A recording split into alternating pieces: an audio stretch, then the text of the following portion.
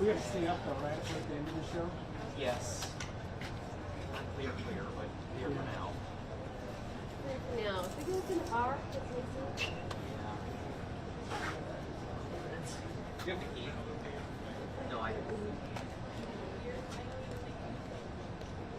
I gotta call this mechanics person.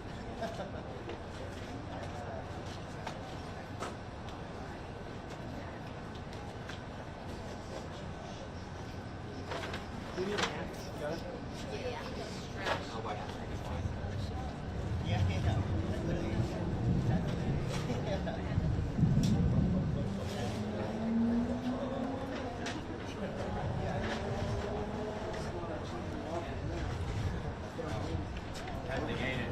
Huh? Your food wise. Oh, there's a chair.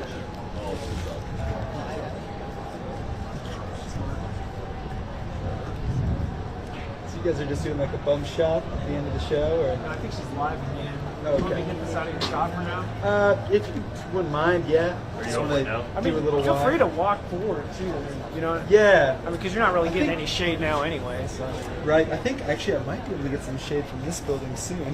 Yeah, We'll exactly. see. Well, it might be another hour, but yeah. Right. Um, Yeah, I think that might be a good call.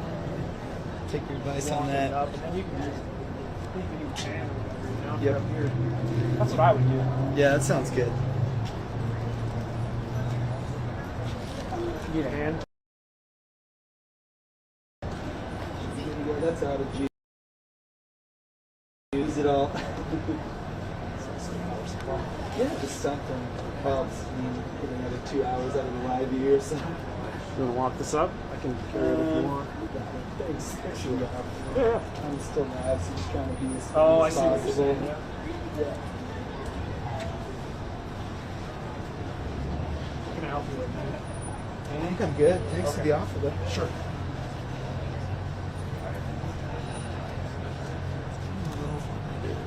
Test your Steadicam skills. What's your Kelvin at, by the way? I'm going 6200.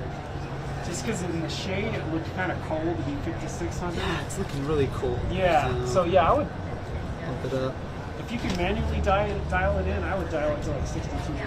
Yeah. Or if you're just pointing in the shade, maybe even higher, maybe like 70,000. Right. I'm mainly in the shade for sure. Yeah.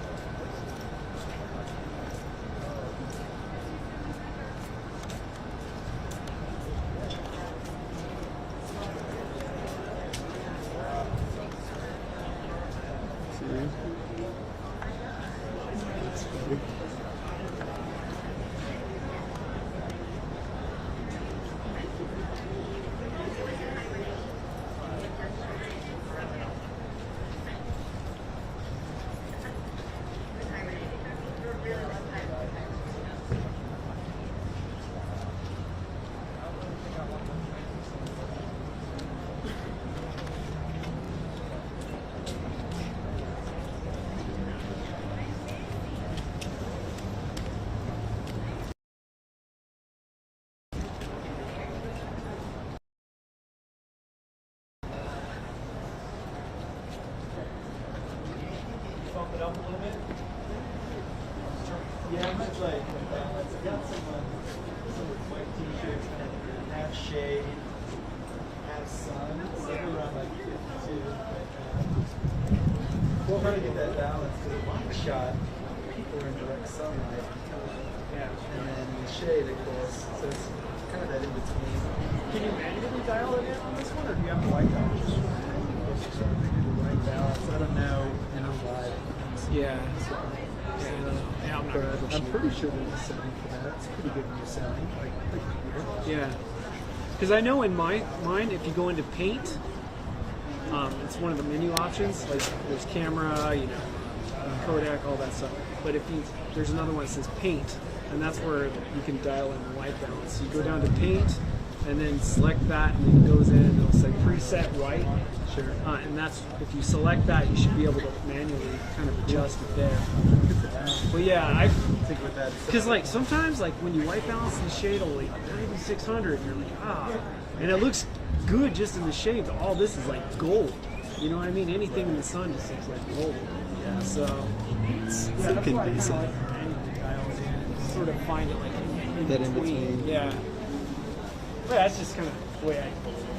Yeah, definitely. Republicans kidnapping John.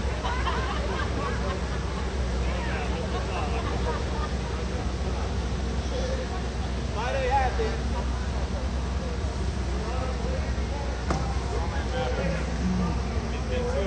They had to get ready.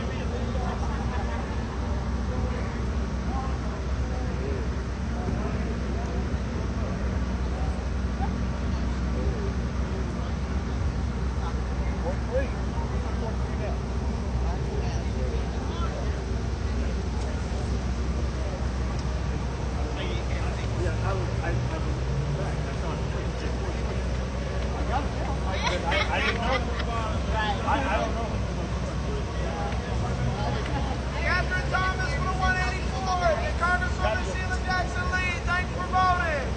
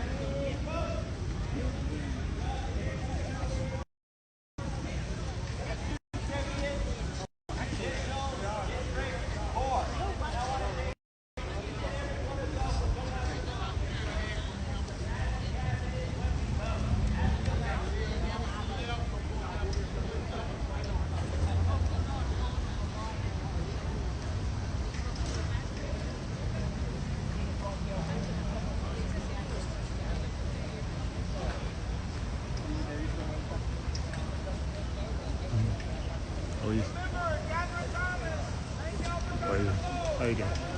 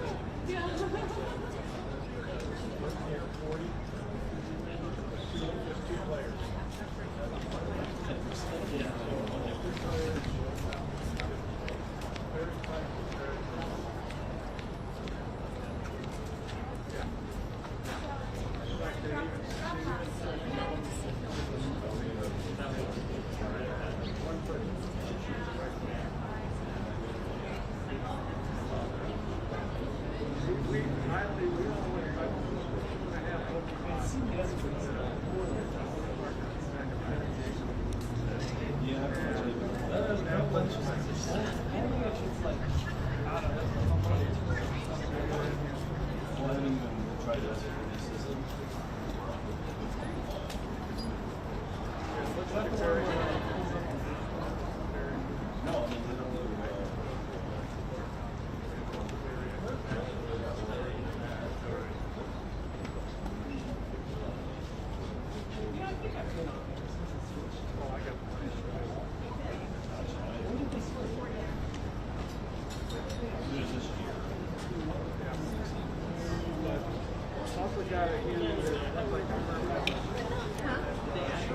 wait. Did I just mess this up? It's 6 local, not 6 Eastern?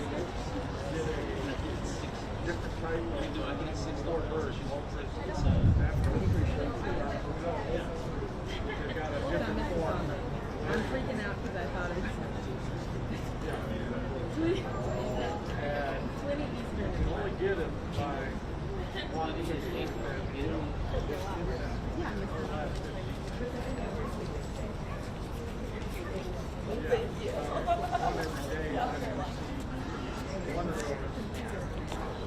legendary bird.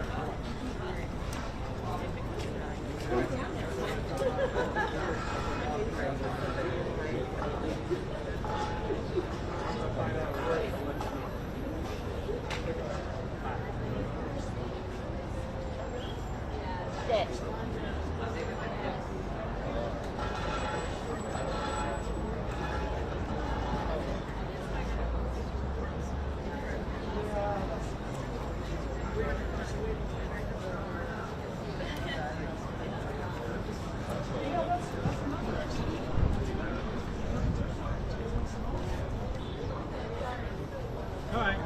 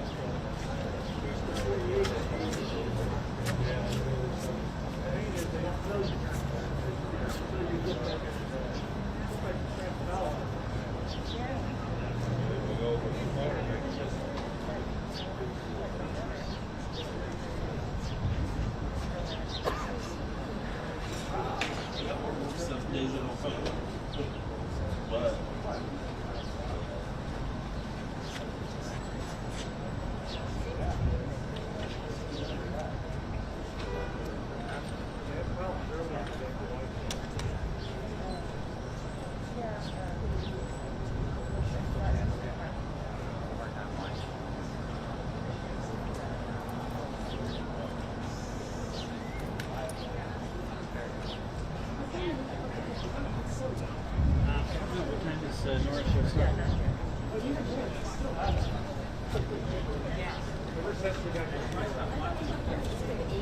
I should probably stop walking.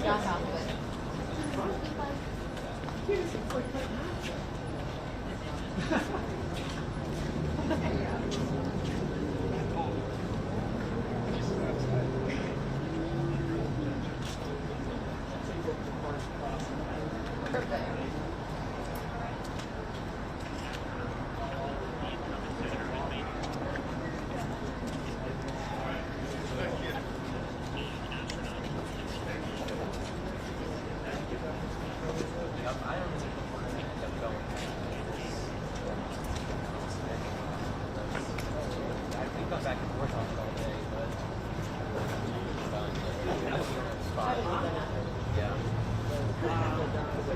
Yeah. We got it. Just judging I'll be at from the bar. previous Don't life. anybody send it back. The muscle for me.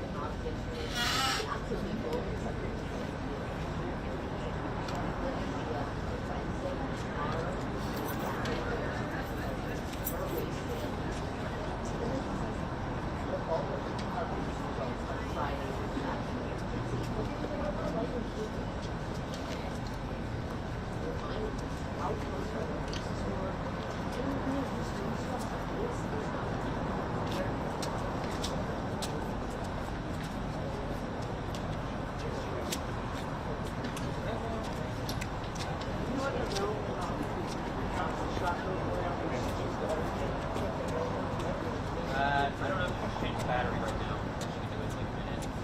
I'll be that close. Yeah. All right. We're good. Famous last year. How many? 98 minutes on Also, I don't know if I was just saying to security, but I don't think you guys are going to need to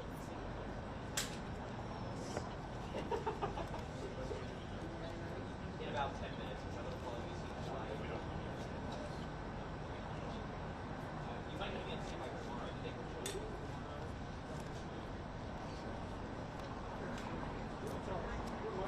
You might be doing anything tomorrow.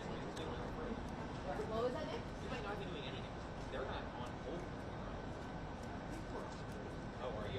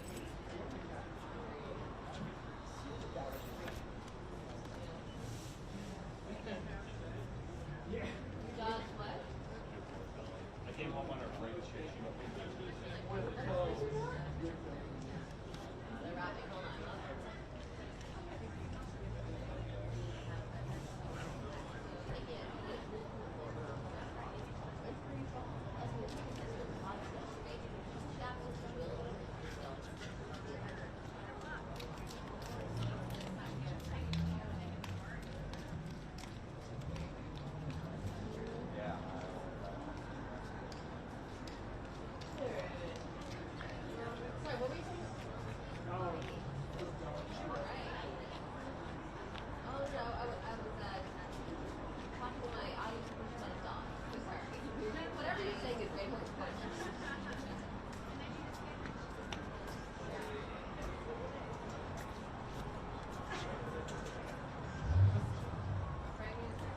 Okay.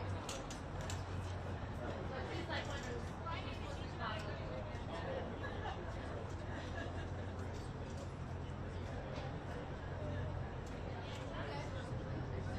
Sure. Sounds great. Thank you for letting us follow you.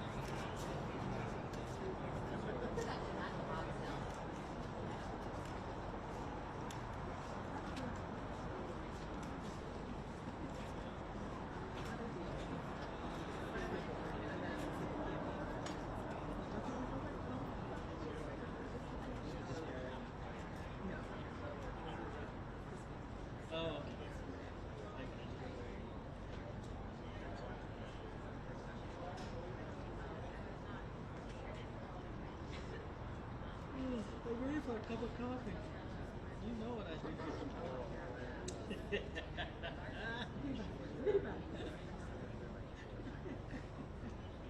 Hot dogs.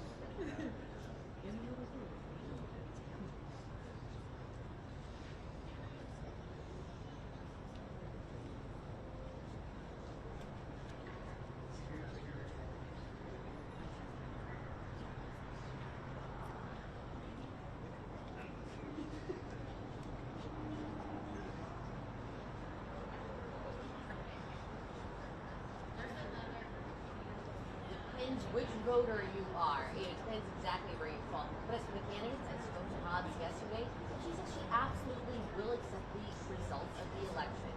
She says there's a good chance that by tomorrow we'll know where we're at as her race. She says the bulk of the results should come in by Friday or Saturday. And she also says that we're likely to be in recount territory when it comes to her race. And she reminded me just how close all of her other races have been. It's interesting because this is not unusual. This is a battleground state. Arizona is a very purple state. See exactly what those numbers come down to later on tonight and how long it's going to go.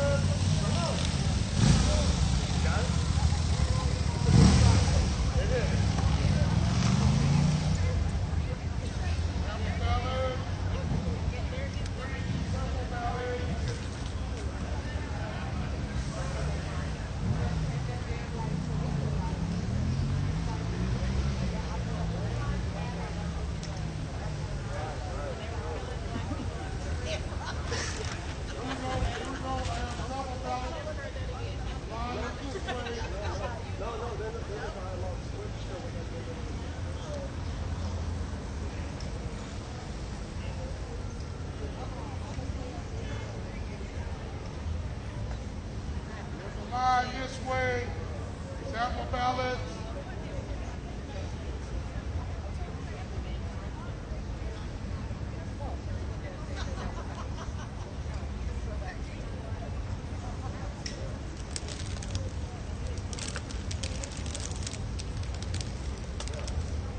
Don't forget, Catherine Thomas for the 184. Permanent District Court. Appreciate your vote. Catherine Thomas.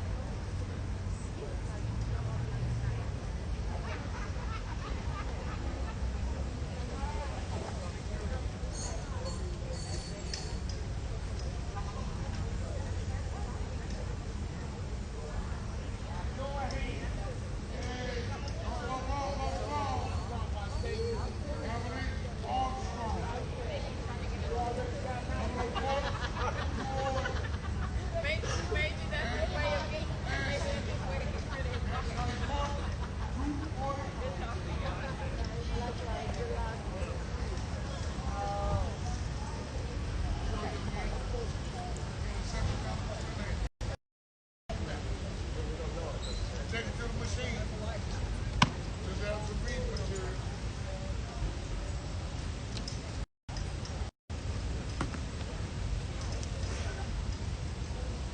Yeah, people coming by with water and chips. Be careful, water and chips.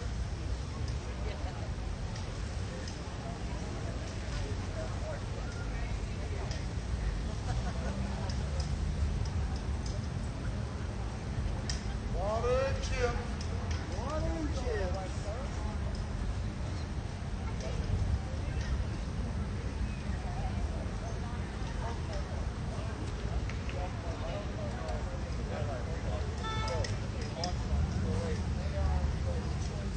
No, seven ballot.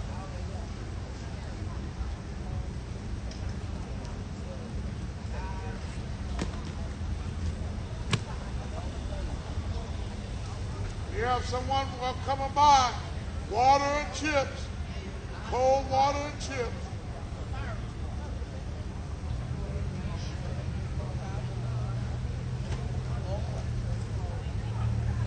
We appreciate the ladies passing out cold water and chips.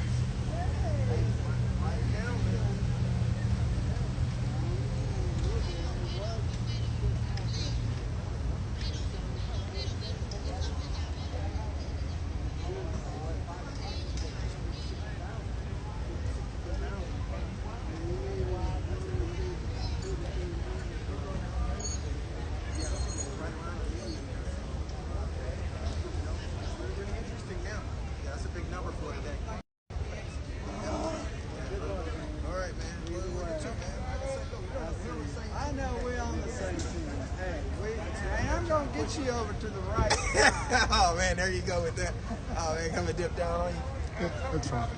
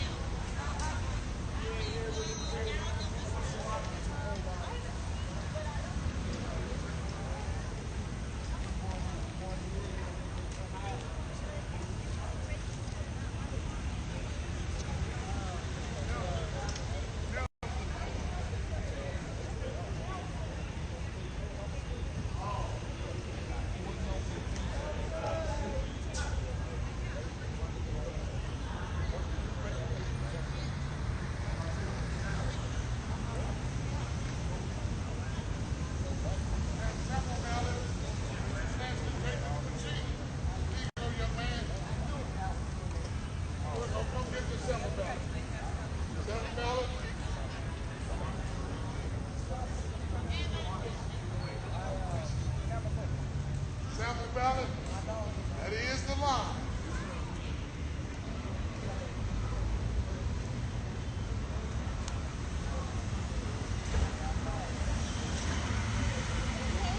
All right, this one, Nelson. Nelson. Around one.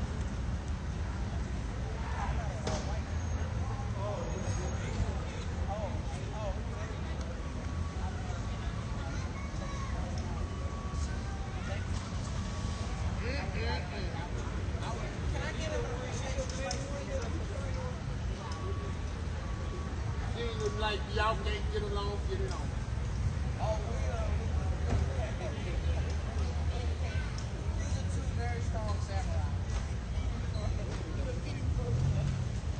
Sample ballot. I have several ballots, young lady.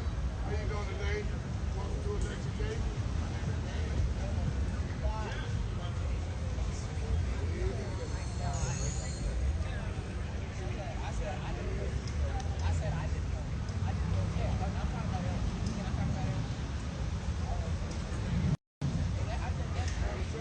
Catherine Thomas, Jackson, please. Thanks for voting.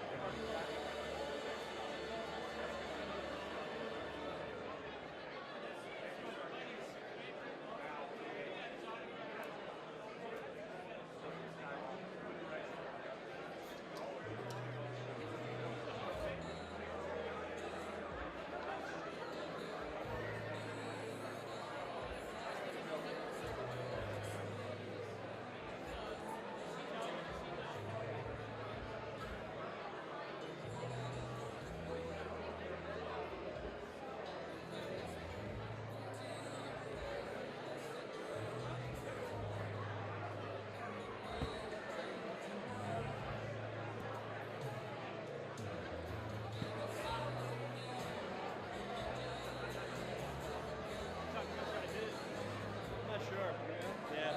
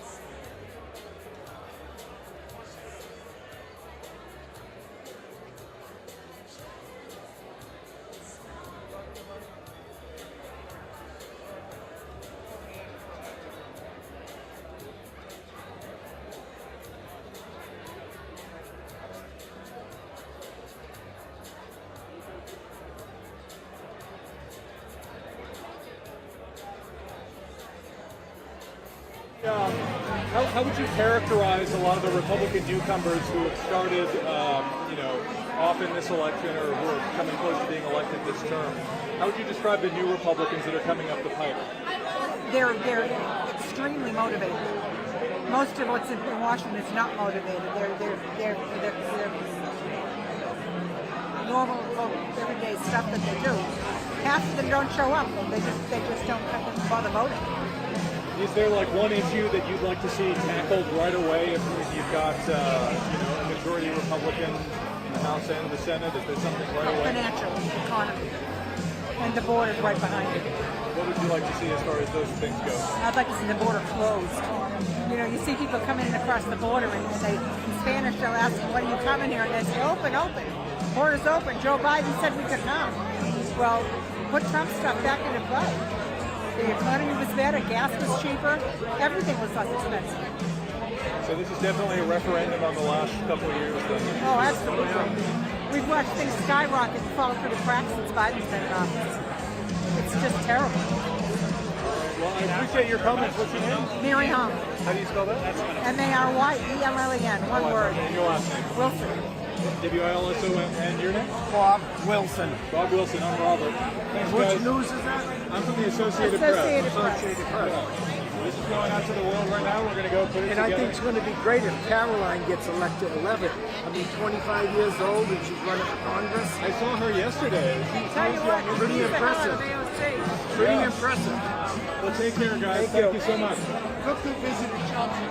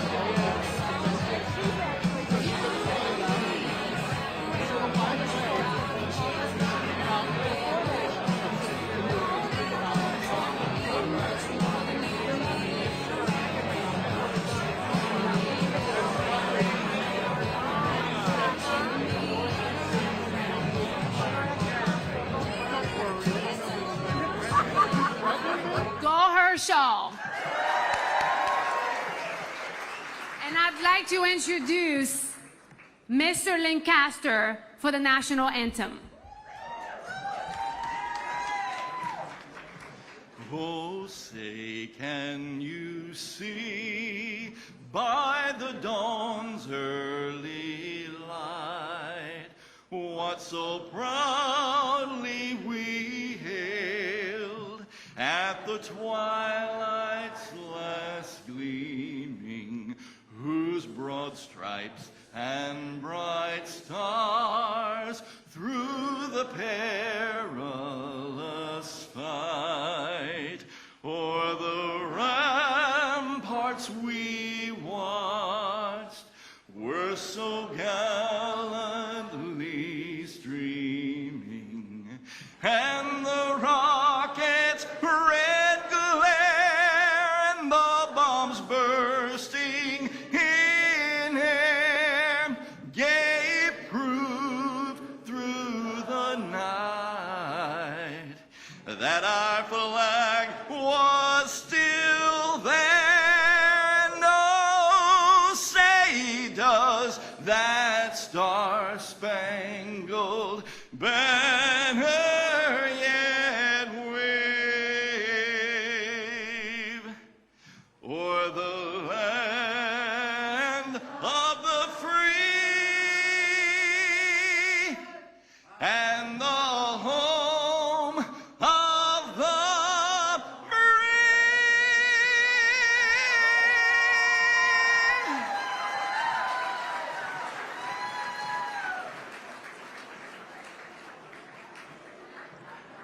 As I was listening to the Pledge of Allegiance and to our national anthem, I was reminded of what we're up against. We're up against people who do not believe that America is a force for good in the world. They see America as the villain, as this oppressive country whose symbols should be disrespected, whose statutes should be toppled, whose history should be erased. And we all know that America is the hero of world history, that even with all of its flaws, there has never been a country more free, more generous, more welcoming, and more respectful of the rights of all people than the United States of America. And that's what this election is all about. Making sure that we live in a country where we kneel before God and stand for the flag. It's my privilege to introduce a great Georgian, someone who in the 1990s, as executive director of the Christian Coalition, led us to historic conservative victories, retaking the House of Representatives for the Republicans in 1994, who in the early 2000s served as chairman of the Georgia Republican Party and led us to historic majority-making victories in 2002, who heads now as national president the Faith and Freedom Coalition. Please join me in giving a warm welcome to Dr. Ralph Reed.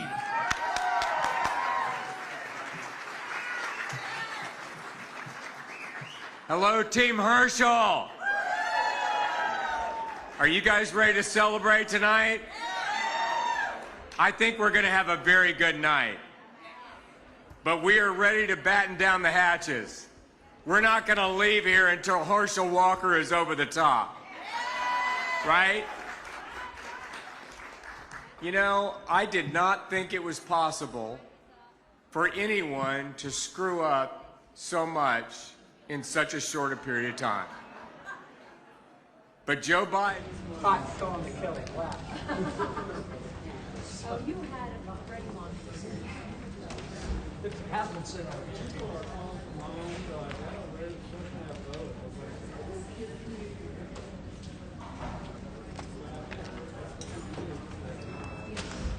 oh, trust me. What we get, you guys would be surprised. You know, missing everything. That would be an interesting thing to see, how they actually get to you. What's missing, We figure 10% of our ballots have an error. Either missing signature, digitalized signature, no ballot, no affidavit, no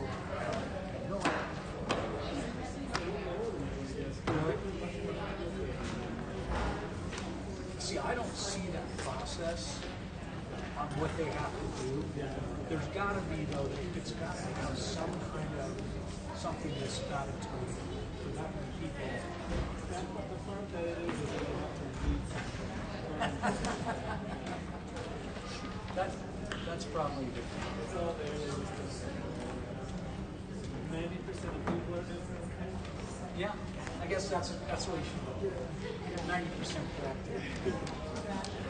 Can I walk over there? You go to the bathroom? Yeah.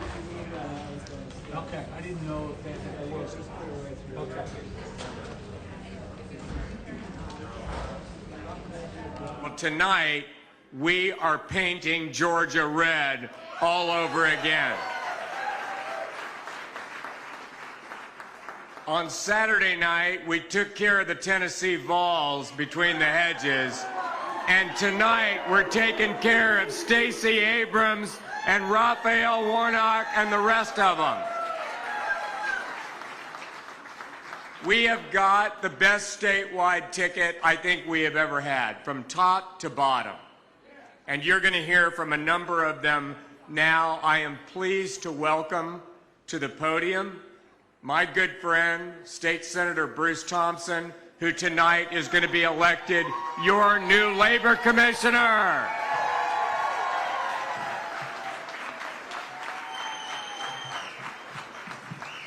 How we doing? It is a good night in Georgia, right? That's right.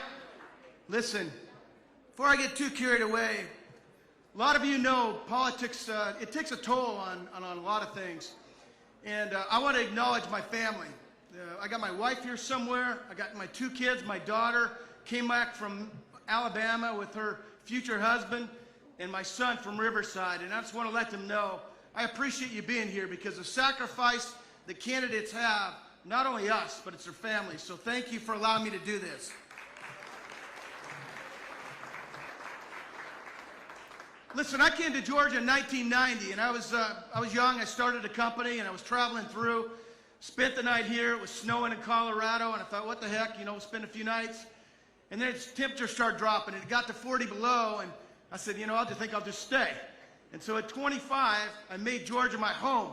And I started some companies, and we did a lot of different things. But 10 years ago, I was talked in to get involved in politics. And see, I wasn't from Bartow County. I lived there, but you know what I'm talking about. If you're not from there, you're not from there. But there's a couple of people out there right now that took a chance, and they said, even though you're the underdog, we want to believe in you. And so John Morosco, John Clayton, Boyd Pettit, and Thomas Hammond, if you're out there, man, I appreciate what you did when you invested in me to get us here. I've been accused of a lot of things, including being a bulldog, but I think the Bulldogs shined pretty bright last Saturday, didn't they? We decided the only way to fix this agency was to get involved. And we had to run, and we had to run hard. And I'm not going to use the word I normally use because I said it's not appropriate. So we started hammering away. And my team did what no one else has done. 204,000 miles in a truck. Hannah and Cindy and Sam and Lewis and Wesley and Mallory and myself went to communities all over the state to make sure they had a voice into the Department of Labor. And ladies and gentlemen, I want to tell you, those outside right now are begging for leadership. And it's time for us to bring leadership, and it's not coming from the Dems. So tonight, from top to bottom, we're going to see a sea of red wave, aren't we? We're going to let the rest of the country know this is not a blue state or a purple state. It's red, right? It's red with Republicans. Let me close with this. Many of you have been volunteers on the campaign for not only me, but for Tyler, my good friend that's about to come up here. And we want to say thank you, because you cannot run a campaign without volunteers putting signs up and sharing social media posts and just letting it out there. But tonight is a celebration. And we're going to not only celebrate us, but we're going to celebrate Herschel Walker taking down Raphael Warnock, right?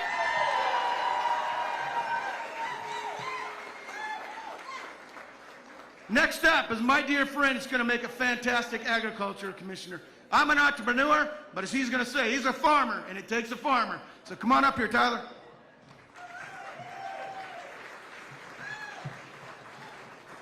What's up, Georgia?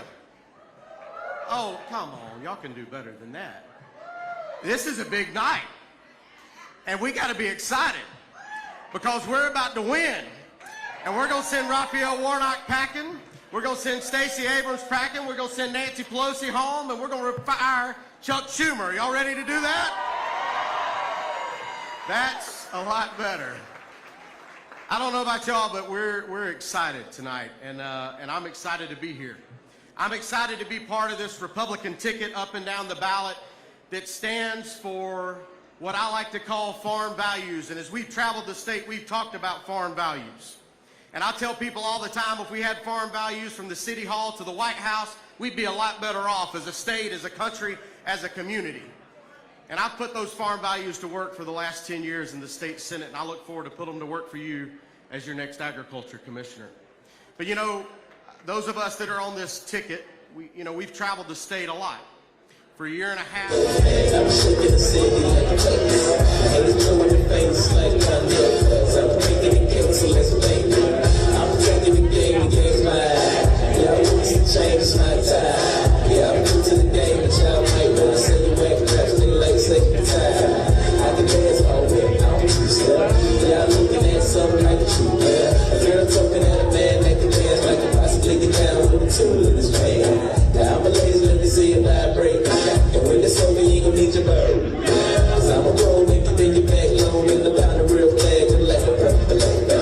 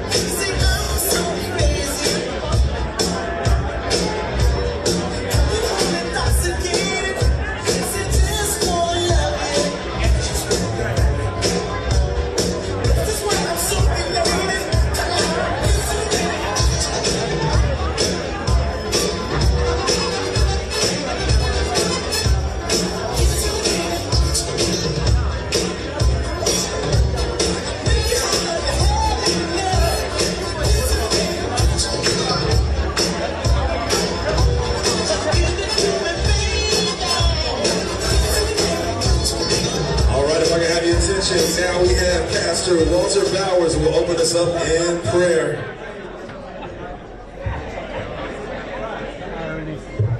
Hey, what's up, everybody? How we feeling? Now, I'll be honest, I sense a little bit of a nervous energy, but let me tell you why we shouldn't be nervous. Tonight, we are here to celebrate a historic race. Let's make some noise for everybody who's been making this happen. I've seen these ladies and gentlemen go across this state doing some great work, and we love you and we appreciate you because we understand the significance of what you're doing.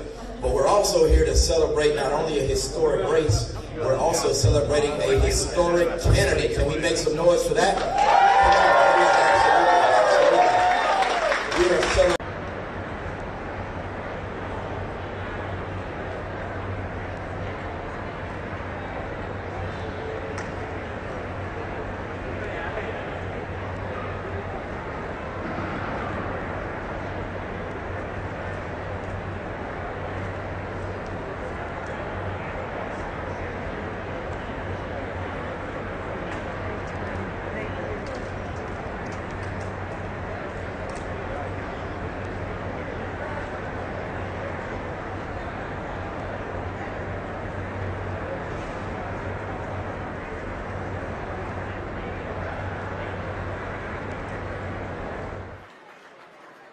Y'all, the American people are tired. They're tired of the Democrats and the Biden administration driving this country into the ground. You know, it's not an America last, it's just out to destroy this place.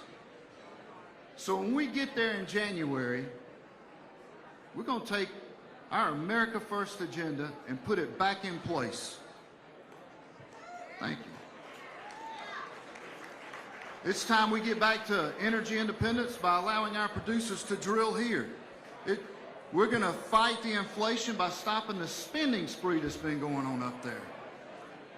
And we're going to pass a bill, if we're going to call it Inflation Reduction Act, by God, it's going to focus on reducing that debt and not be some crazy Democrat wasteful spending bill. Looking forward to securing our border, stopping these thugs from crossing our borders and dealing in drugs and human trafficking. We're going to fight back against crime by supporting our men and women in blue. And y'all, we're going to do all that, and we're going to get wokeness out of our school system, and we're going to allow our parents to have control again. And there's one other thing that I want to mention besides the legislation. Y'all, this time we have oversight in every committee we've got in the House. It's time that we peel back the layers, expose the corruption, and let the American people know exactly what's been going on in that place up there.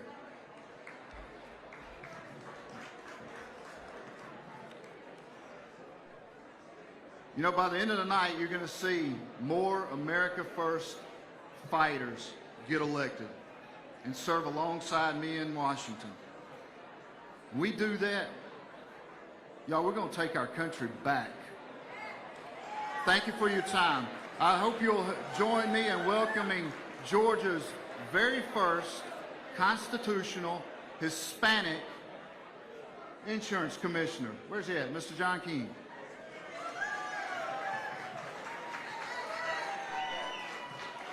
Hey, good evening, Georgia Republicans. How we doing tonight?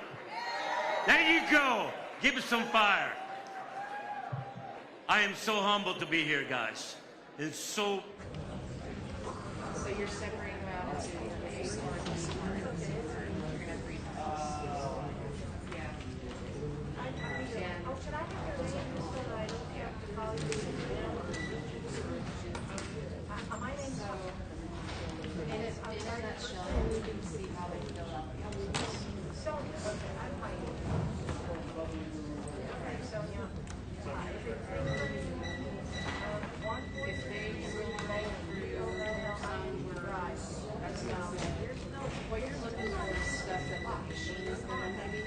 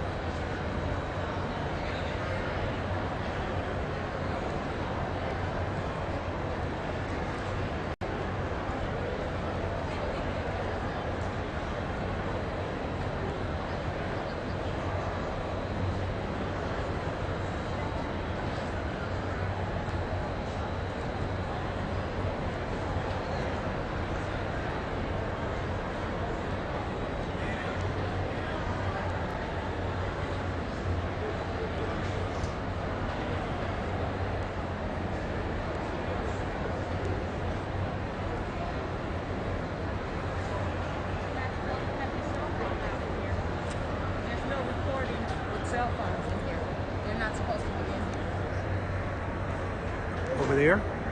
No, they're not supposed to be in here at all. Are you mean?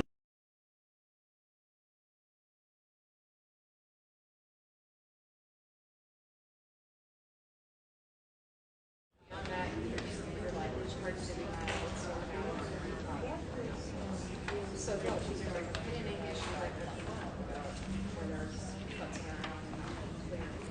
The problem is it's not clear that she'll cost for the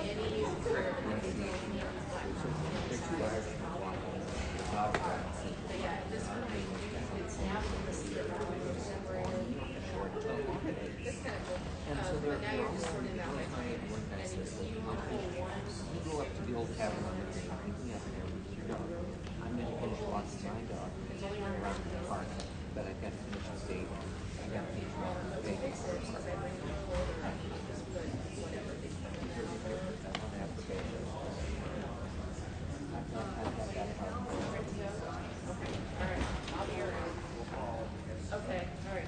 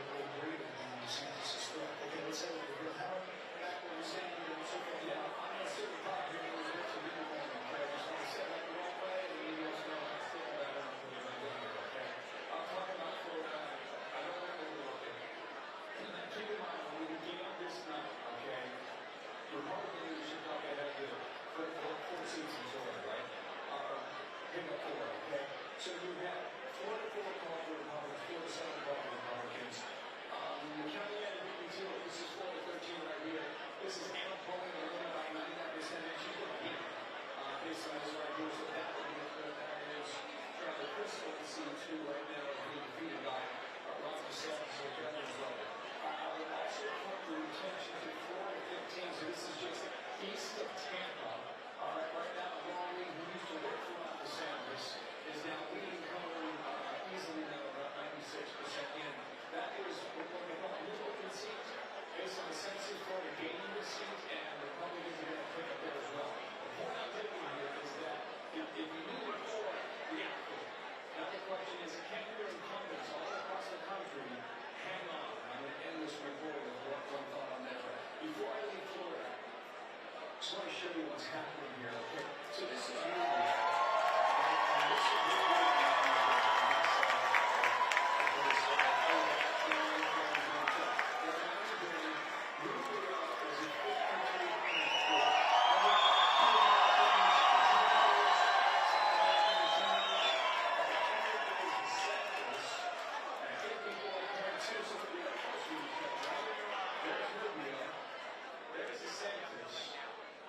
and then in 2020, there's your money. So we'll get it right, but I just want to put it out there right now. People like DeSantis, he's going to get in this race for the primary battle there for 2020. He's going to make a good case about Latinos, Cuban Americans, appealing to Democrats who live in a blue county like Miami-Dade. Okay, let's leave there. Let's go to Georgia. Look out for what we know about Herschel Walker. The trend I see is this, and now there are two other candidates on the ticket that are not on the board. Right now, they're picking up, one's picking up 10.5, one's picking up about a half point. So it's over around 2 right now. So they're really close now. You know, if you peel off 2%, maybe you don't get 50%. Or maybe you keep below that margin and you don't come out a winner. But I just want to share this with the audience. Here's Walker statewide. About 30%, 43%. Now here's Kemp and Abrams. So again, you see the difference, right? 47.4, and he's right around 40%. He stayed at that margin, guys. About 4 to 4.5, no more than 5. But there was a separation of about 4.5 points between what Kemp is doing and the governor's race, and what Herschel Walker is doing in the Senate race. And maybe in the end that matters, so just keep an eye on that. Now, I mentioned as incumbents, so I'm going to come back to this right here. This is a complete play, as we said. I'll come back and say a moment ago. Remember, Republicans are trying to hang on to incumbents, otherwise all the gains you're making in Florida don't matter. This is Ohio going out to the hometown at Cincinnati. Steve Shadman, he is a political cockroach in all the best sense, in that he wins races that people don't expect him to win. They chopped up his district. They have a big part of the city of Cincinnati. This district really runs against him. And with about a third of the lead, he's trailing. So a great man who holds on and beats Steve Shadman. That would be one of those first now that Republicans would maybe find a better seat in the foot when they would enjoy the House. So he wasn't that right back. Here's where we are. We're set just about 11% in. Tim Ryan leading Jimmy Vance. And we'll see what comes in throughout the night. 3 cities, guys. Cincinnati, Columbus, and Cleveland. I can go up and up through more hours, but my time is up here. Came around 3 times. All right, so let's get to Tucker Hudson, who joins us tonight. Tucker, great to have you with us. And thinking about you, also a big Florida resident, you have spent a lot of time there. You've got double-digit wins for the governor, Ron DeSantis, and also Michael Rubio, and a huge night when you look at what has transformed in Miami-Dade County. What are you thinking about her? Well, I think it's Miami-Dade County that really jumps out at you. DeSantis lost the bottom a lot 4 years ago. Pretty solid leadership right now. So what you're looking at is a realignment of voters. And I really think we're undervaluing the extent to which BLM, the Democratic Party, goes all in for the Black Lives Matter movement in the summer of 2020.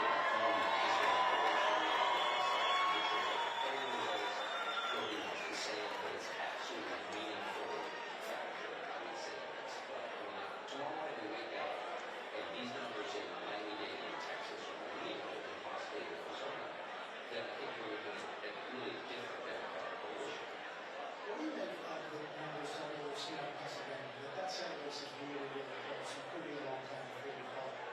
Well, that's the problem.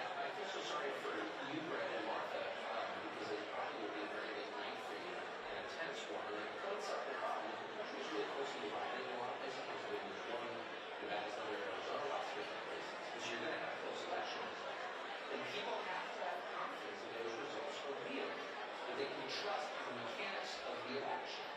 And what happened today in Maricopa County, where some huge percentage of voting machines, electronic voting machines, according to the Arizona Republic, 30%. They claim these are Dominion voting machines, but it almost doesn't matter. Electronic voting machines didn't allow people to vote, apparently.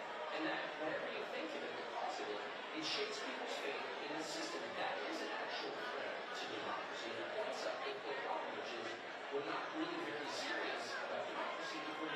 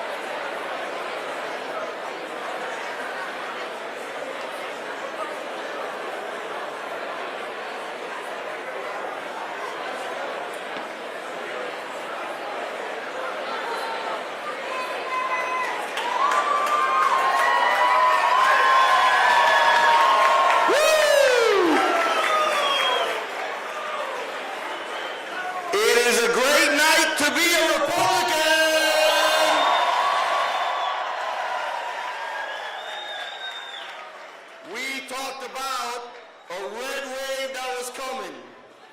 Y apretaron hoy. We had talked about in the last couple of weeks about the importance of voting, about the importance of fixing what Democrats have been breaking now for the last 2 years. My name is Steve Bull. I'm the mayor of the Free City of Hialeah. The city of Hialeah does not do pronouns.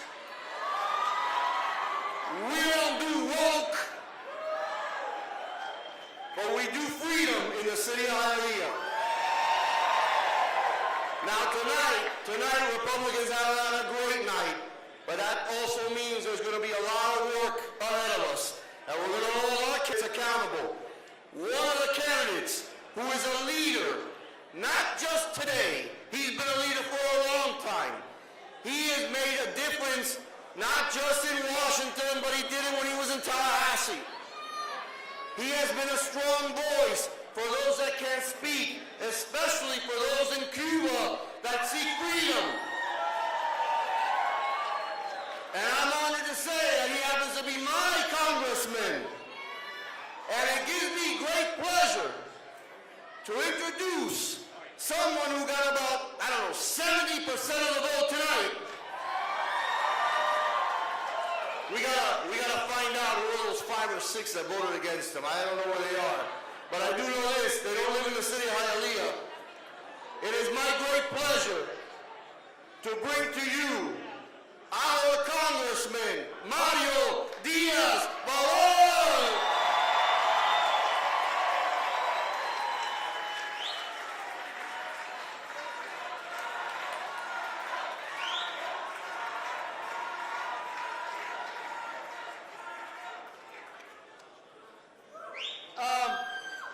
I don't know about you, but I think Marco Rubio just kicked some serious tail.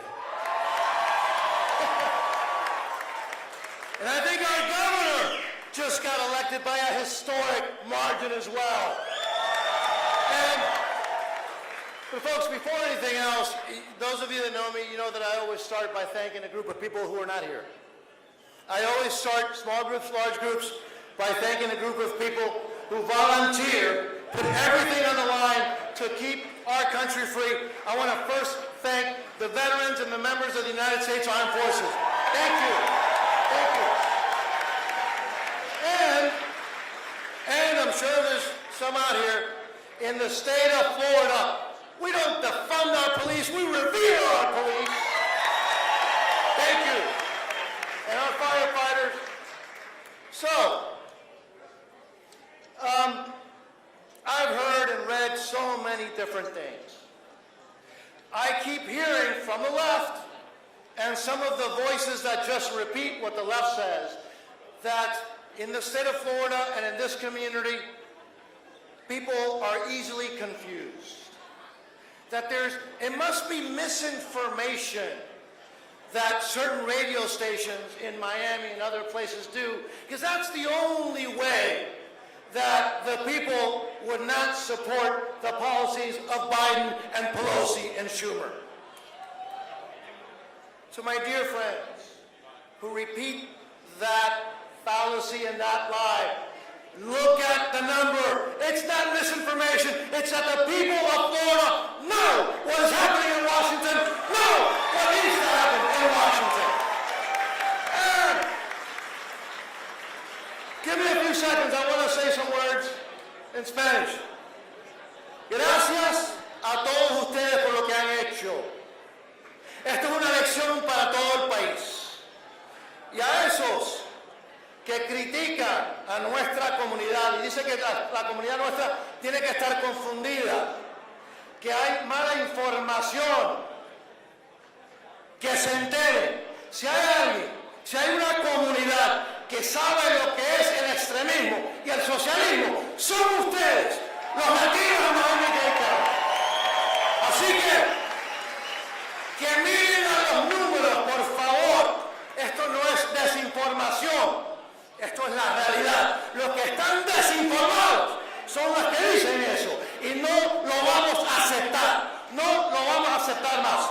Very briefly, you know, we've had, and I've had the privilege of working with our senior senator from Florida. And I will tell you, we know him, you all know him. Marco Rubio is the same Marco Rubio in private and in public. He's hardworking, he's ethical, he's decent, he is effective.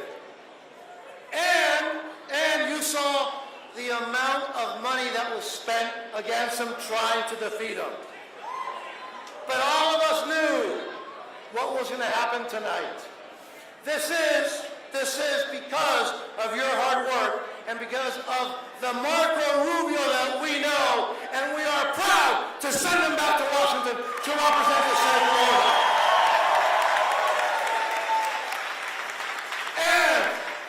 And we'll see what happens for the rest of the night. But so far, what we are seeing is the American people want its government to deal with the issues of concern to the American people. As the wonderful, by the way, let's give another round of applause to the amazing mayor of the Free City of Hialeah. Thank you, Steve. Thank you, Mayor Bowles. As he said, the American people, they want to make sure that the United States is energy independent, that we stand with our allies, and that we stand up against our enemies and not the other way around, that we support our military and our law enforcement, that we recognize that parents are the ones who should determine what their children learn in school, not some bureaucrats in faraway places. So, hopefully, what we're going to see tonight is a rejection of the policies of the extreme left and back to policies of common sense, of being reasonable, of being, may I say, normal, and stop pursuing the policies that are destroying this country, that are creating the inflation that we're seeing, that are decimating our energy resources, that is really hurting working class and middle class America. But here's the good news, that at least in the state of Florida, it will continue to be the free state of Florida. And at least in the state of Florida, we will continue to reap, and also, because I had 2 years where I was the only Republican from Southeast Florida and D.C., and that was lonely years. Have you seen that both Congressman Carlos Jimenez and Maria Pia Salazar are receiving tremendous support from the people of the state? And they will be back. And at least in the state of Florida, I think elsewhere, we can sleep well, knowing that tomorrow morning, our senior senator from Florida, the person that we know and that we trust, starting immediately, will once again, because of your support, be fighting for the United States of America and for this great state. Thank you for your support. Thank you for electing the best governor in the entire country. And thank you for re-electing our brilliant senior senator of Florida, Senator Marco Rubio. Thank you all. Thank you all. Thank you. God bless you, and may God continue to bless the United States of America. Thank you so much.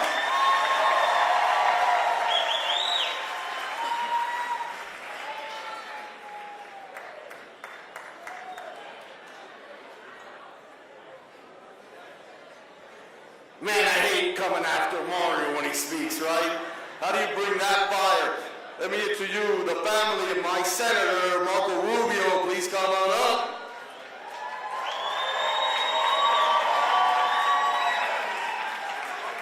Now let me share something with you that I think is extremely important.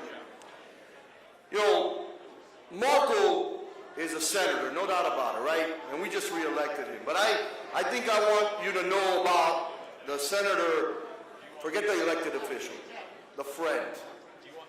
He's a working senator, working as a dad, working as a husband, cares about his children. Senator Rubio's involved with his kids' education in school. You know, he is one of us. He grew up a stone's throw away from right where we're at right now. And he's never, ever disconnected from this community.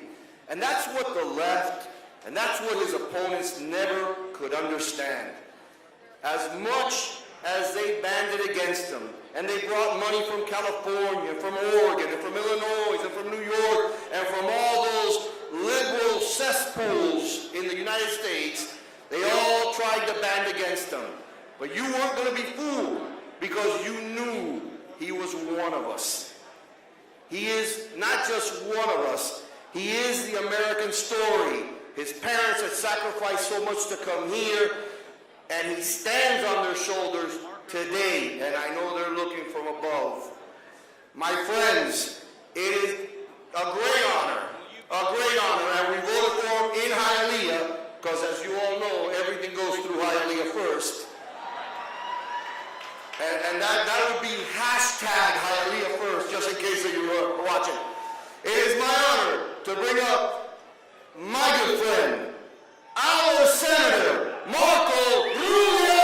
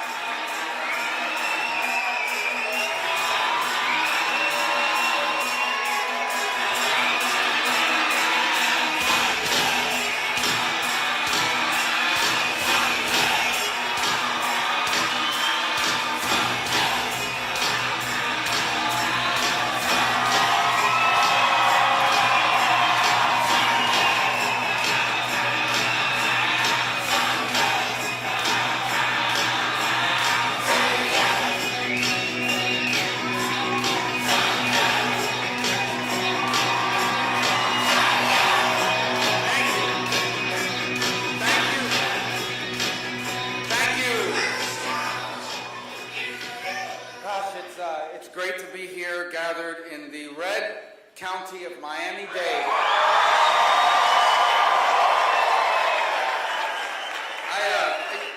First let me begin, there's so many people I could thank, all of you for coming tonight. I want to begin thanking our Creator God for allowing me to be an American, a citizen of this greatest country. His only begotten Son, and my faith is that God became man. His name was Jesus. He walked the earth. He'll come again. And because of him, we will be able to live an eternal life. And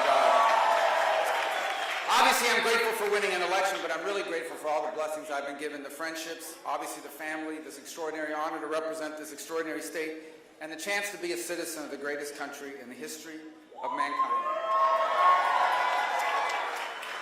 So I'm going to tell you right now what the media stories are going to be. They're going to be, this is amazing, the Republicans won by 13 points, 15 points.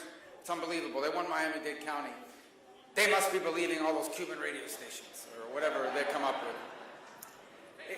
Guys, you know what? Politics is really not that complicated because Americans are not all that complicated. We're diverse people, but we're not a complicated people. What Americans basically want is what my parents wanted. It's what all of you wanted. It's what people want all over the world but have been able to fulfill here. They want to be able to have a job that pays a decent wage. They want to be able to live in a home that they own, in a neighborhood that is safe.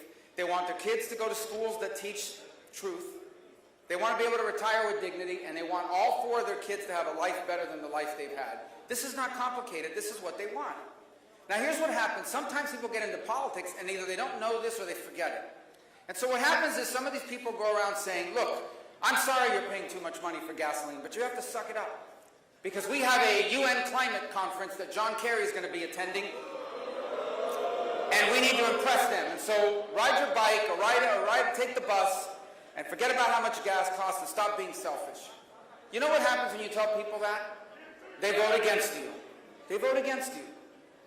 They go around telling people, listen, don't worry, you can't be complaining about crime. We can't keep locking criminals up. We can't keep arresting criminals. We can't keep funding police officers.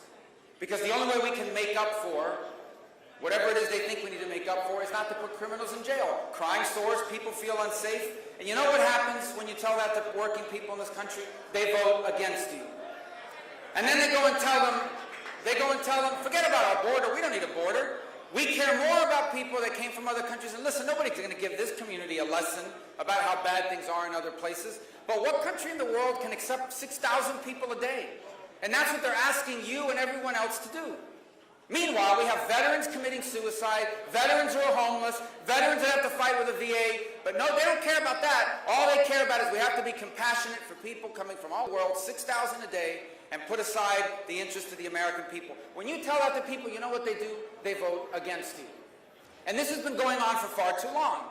And then here comes election time, and they roll out all their friends, every celebrity, every actor. We don't have any actors really on our side, do we? Do we have any actors? No actors that can get another movie are going to be on our side. They roll out those crazy women on The View. They roll out Vogue magazine. They roll out all these things to tell us how we're supposed to vote. And they think they're going to fool people. And then when people vote against them, they say, oh, it's just information. You were confused. No one here is confused. The people in this country are going to vote for the people that fight for people like them. They're going to vote for people that are going to fight for people that care about being safe, that don't want drugs coming across our border, that don't want illegal immigration running rampant into our country, that don't want to have to pay $4 for gasoline, that don't want to have to pay 22% more than they used to for their groceries. So when you see the results across this country tonight, that's what it's all about. The people who make this country great have been forgotten and have been left behind. And what I'm most proud of is that this community, Miami-Dade, and this state, Florida, a diverse state. You find people in the state from everywhere.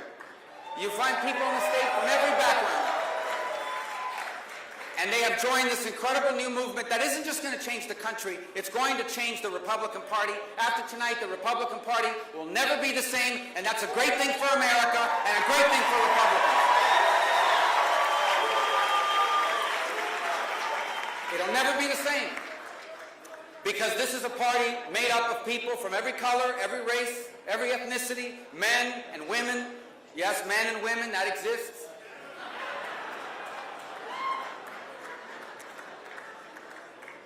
And you know what we call people who are black and white and Hispanic and Asian and are men and are women and come from other countries? You know what we call them in Florida? We call them Americans. And that's what they are. They are Americans.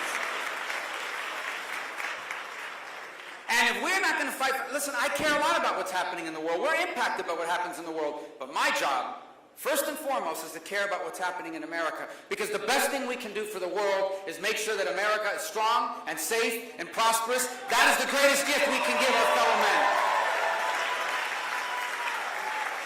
So these campaigns, I believe, no, I'm sure, actually, I am the only statewide candidate in Florida that was outspent by my opponent. She has every right to raise all this money. They wasted a lot of money, and I'm glad they wasted it here and not in these other states that we have a chance to win. I'm the only one that raised more money against it. I'm the only one that was outraised and outspent, and I'm fine with that. I'm 100% fine, because I knew that no amount of money was going to convince people that escaped Marxism and socialism that America should embrace Marxism and socialism. No amount of money was going to convince people that somehow a country blessed with oil and natural gas should be begging Saudi Arabia for oil and natural gas and begging Venezuela for oil and natural gas. But we had a tough campaign, and I owe a lot, and there's a lot of people I could thank, but my campaign manager, Mark Morgan, has done a great job. Where's Mark? Mark. Great job, Mark. Hey, listen. Where habla de que say, un americano que va a una fiesta cubana está loco. Remember that line? The translation there is an American that goes to a Cuban party has to be out of his mind. But Mark has done a great job in an extraordinary and diverse state. We are a great state. Thank you, Mark. And one of the things I'm proudest of in the Senate, look, we've passed as many or more bills than anybody else, important bills. Every major bill in America that's taken on China, for example, in the last 4 years have been mine. The Chinese government doesn't like me. They've banned me. They sanctioned me. We had to cancel our vacation to Wuhan because they don't like me. Expensive. They wanted to lock us in the hotel room, apparently. No, look, but I'm very proud of everything we've done in our office because I have a great staff in our office. One of the things I'm proudest of is constituent service. People call us because they need help. I'm going to tell you right now, guys, please do not wait until the Friday before your cruise to get your passport, okay? But if you do, that's why we're there. And there's so many people in our staff that we need to be grateful to. They do a great job, and they're led by a great leader. It's my Chief of Staff, Mike Needham, who's here. Mike, say thank you to everybody.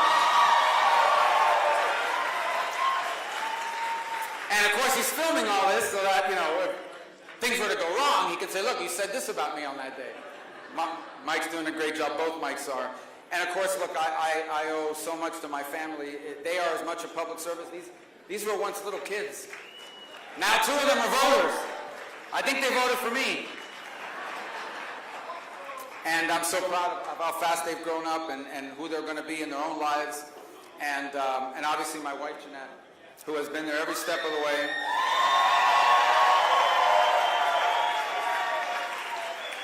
You can't do this without her. Brevemente en español lo que quería decir es que me encanta estar aquí esta noche en el condado republicano de Miami-Dade. Con la bendición de ser un ciudadano del país más grande en la historia del mundo. Un país que no vamos a permitir que nadie vaya a destruir. Que más nunca vamos a permitir que lo destruyan, porque si no hay Estados Unidos no hay nada. Lo mejor que podemos hacer nosotros para estos países que están sufriendo es proteger a este país, que es un ejemplo de la libertad y la oportunidad para todo el mundo. Y eso es lo que vamos a hacer. A eso lo dedicamos.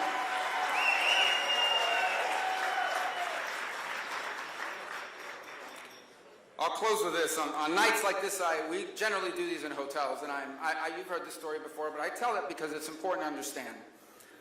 I was raised by parents that worked in hotels like this. Well, not like this. They had slot machines and stuff like that, but in Las Vegas.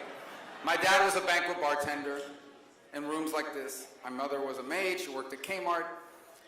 They worked hard, and you know, their story is really very typical of the American story. Frankly, in any other nation in the world, I would probably be doing the same job, and there's nothing wrong with those jobs. But what makes this nation so special and unique is that it is the one place on earth where people who work those jobs, like the people working here now, can go on to do other things. But even if they can't, the one thing they can always do is give their kids the chance to do all the things they did. And I think this is an American story that people everywhere in the country would understand.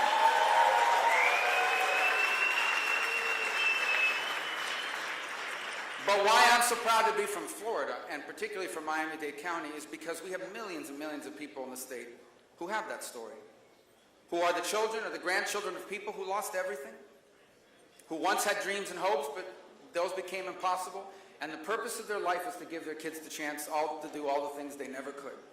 That's why our parents really never die. That's really why, like on nights like tonight, they still live through us.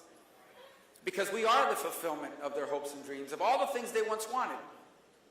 You think that our parents and grandparents wanted to work double shifts, late at night, weekends and holidays? They did it for us. And they did it because they knew that we lived in the one country on earth where that hard work could make their life meaningful and purposeful. And through their children, they could leave a legacy. Now, I just described to you my story, and I probably described your story. But what I've really described to you is the American story. And if we ever become a country where that's no longer possible, then we're no longer special. And so what's driven me my entire life in public service is to protect that. Because I inherited this country. I was blessed to be born here. And I was blessed that my parents lived 90 miles away from here. Because if they had wound up anywhere else on this planet, there was no way I would be standing on a stage like this tonight speaking to each of you. And now,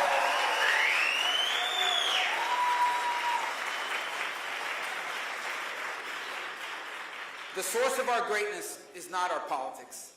The source of our greatness is not our elections. The source of our greatness is not our government. The source of our greatness is not our military power, though we need it, and it's not our wealth, though we celebrate it. The source of our greatness is our people, a special and unique people, unlike people anywhere else on the earth. Because here, being an American is not a race, it's not an ethnicity, it's not where your parents are born. Being an American is the defining principle of our nation, that all men are created equal. All men and all women are created equal with rights that come from God, not from your leaders, not from your government, and not from your laws. And our job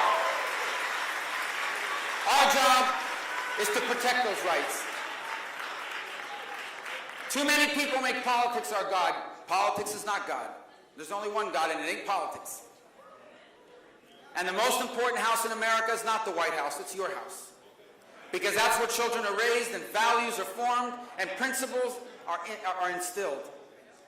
And our job is to make sure we always protect the family. We always make it possible for parents to do for their children what my parents did for me and what your parents did for you. That's the American story. It changed the world. It inspired the world. And if you don't like this country, you're free to leave. My office will even help you do the visa.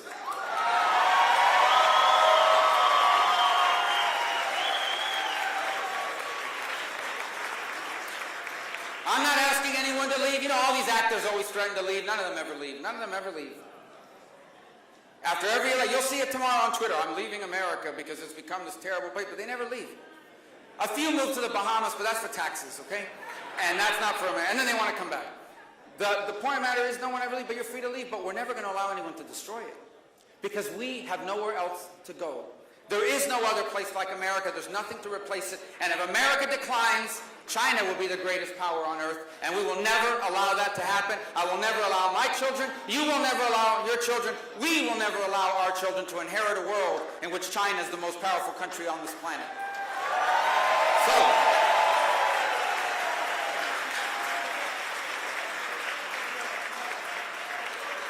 elections matter, and they'll send a message. Don't ignore working people. Don't ignore tax-paying people. Don't ignore law-abiding people. When they tell you they care about these things, it really matters, and they will reward leaders that pay attention to them, and they will punish those who ignore them and put others ahead of them. But I hope the most powerful message that it sends is that no matter how much money you spend, no matter how many press conferences you give about the threat to democracy and all this other garbage, we are never going to abandon common sense. No amount of money is going to convince Americans that men can become pregnant and that America is not the greatest country in the world. And so,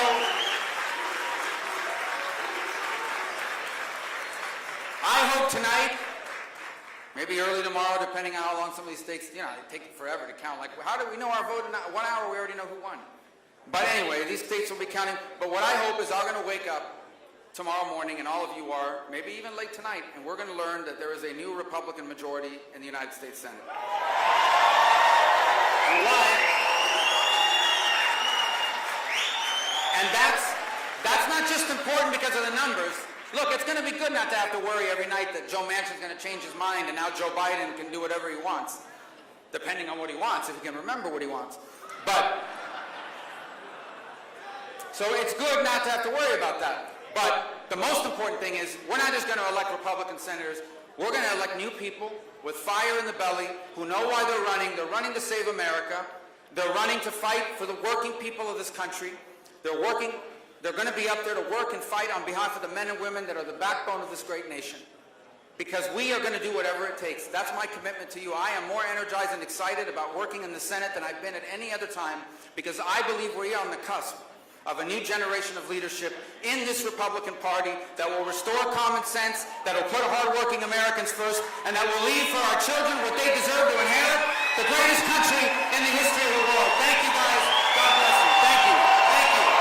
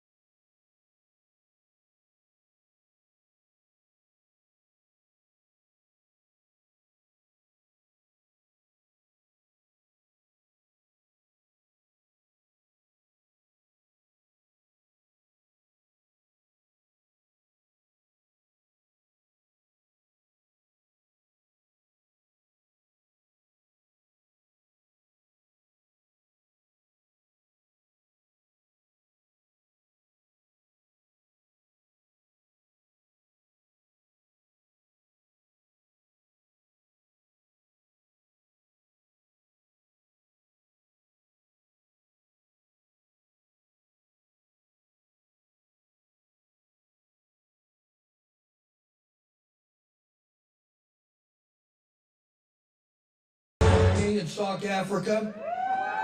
Thank you. And get this. Yesterday, out of the blue, at the town hall in Exeter, my wife says, look, it's Mrs. and Colonel Philbrick. And I look and I go, oh my gosh, 31 years ago when I was a first lieutenant, he was my battalion commander. And him and Robin came up from Texas, San Antonio, Texas, just to see me. And I got to tell you, that warms my heart to be able to, one, have somebody that was in my command and have an old battalion commander here. Thank you, sir. Thank you, Robin. God bless you both.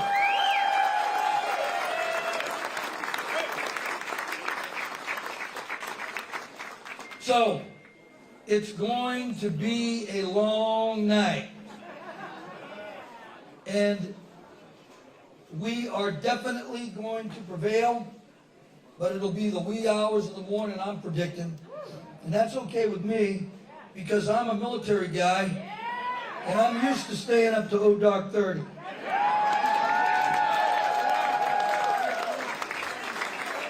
So let me thank you for letting me interrupt the band here. I love you all. But thank you.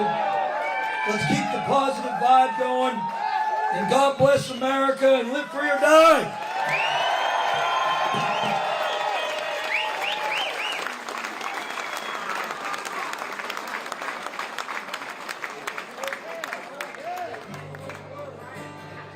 Maybe we can get you up here, but Clint, let's leave that mic on for a second. Mic on? All right. I'll start us off here. All right, you start us off. Almost in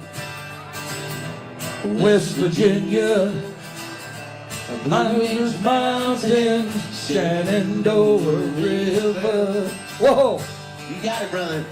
Life is over here, Over than the trees, younger than the mountains, moving like a breeze. Country road, oh, take me home to the place I belong. West Virginia, Mountain Mama, take me home, country road. My memories gather round here. Miner's lady, stranger to blue Waters, you got that one. That's it.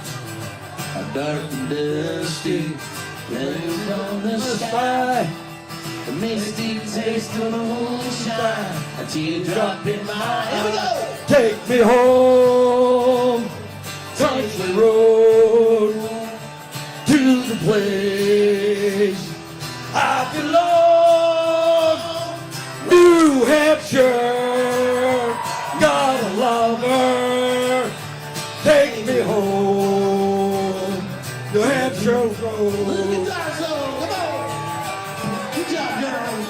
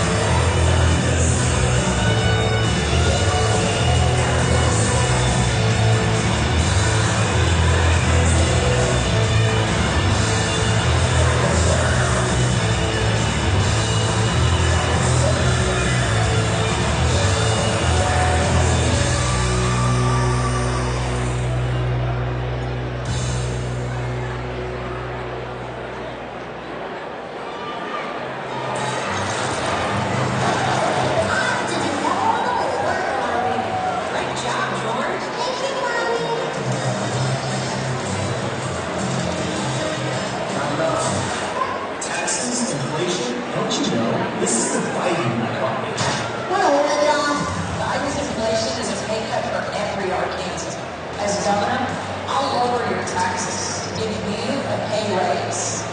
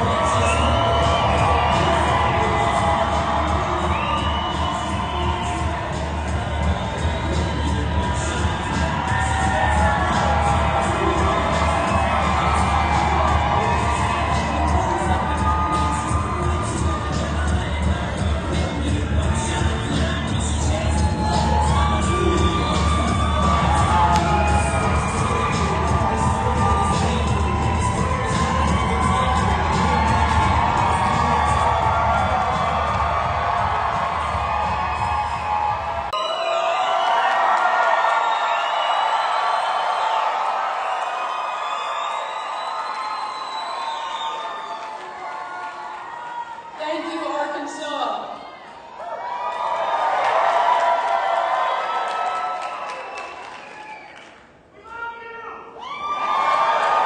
I love you guys too. This has been an absolutely unbelievable and incredible 2 years. I first want to start by thanking my two opponents here in the final stretch, Chris Jones and Ricky Dale Harrington. One of the most amazing things about tonight is that no matter how it turned out, Arkansas was going to make history tonight.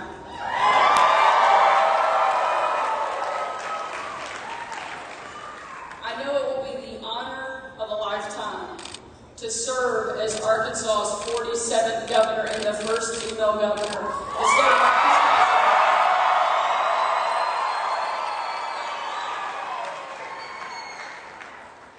I'd also like to say we'll be the first, to my knowledge, father and daughter governor anywhere in the country. I like to say I think my dad's the best governor Arkansas has ever had, one of the best governors the country has ever seen, and I'm hoping to take that title away from him pretty soon.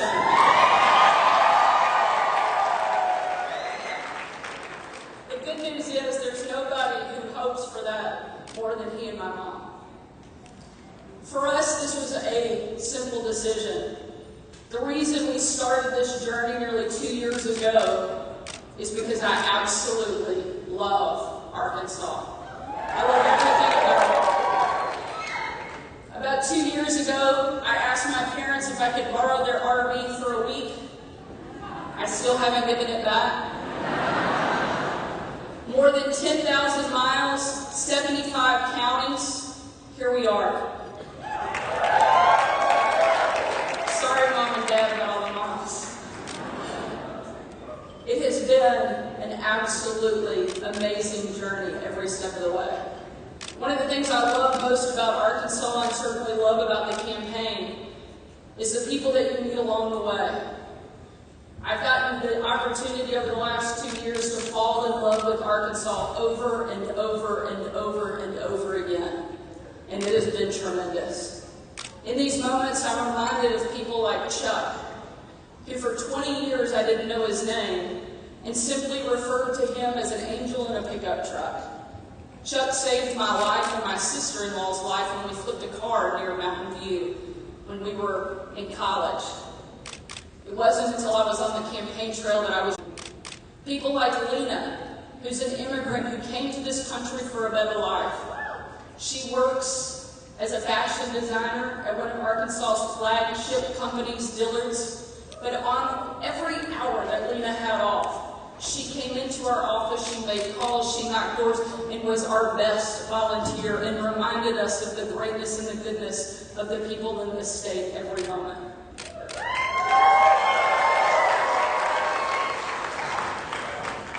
And I met a guy named Vic at a veterans home in Harrison, Camp Jack, where I got to be part of the opening for that community center.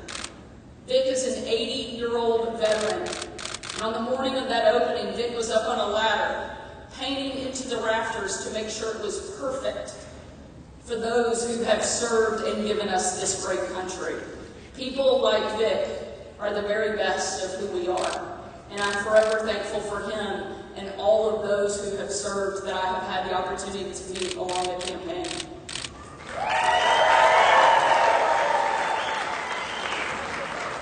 One of the other things I love about Arkansas, we have the most beautiful state in the country. There's a reason we're called the natural state. You haven't lived until you have seen the sun rise in flooded green timber just before the ducks come in.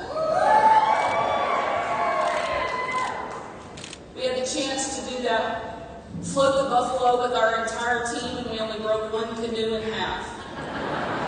We won't name names.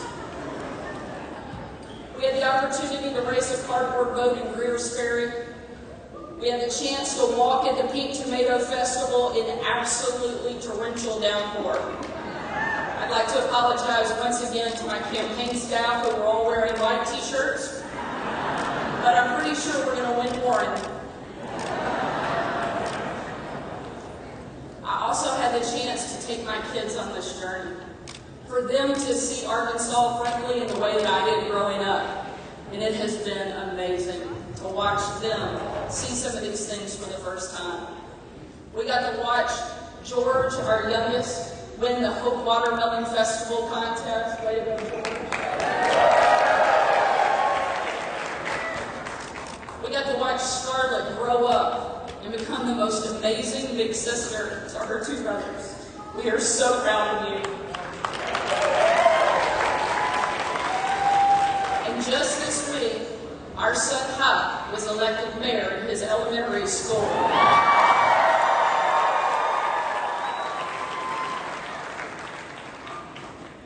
But at the end of the day, this campaign was never about me. It was about each of you.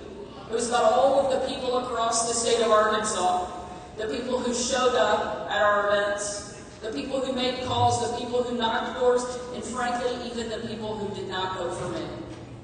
This election is about taking Arkansas to the top.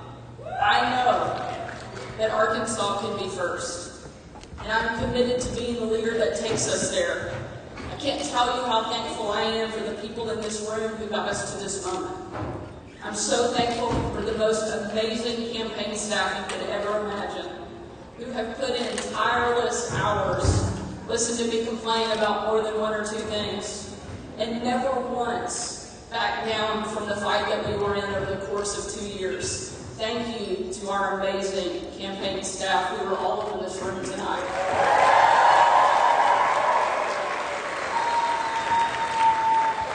I also want to thank my family, all who are back here, who have suffered through so many events, so many speeches, and my poor kids who have missed their mom and provided the content for most of those speeches.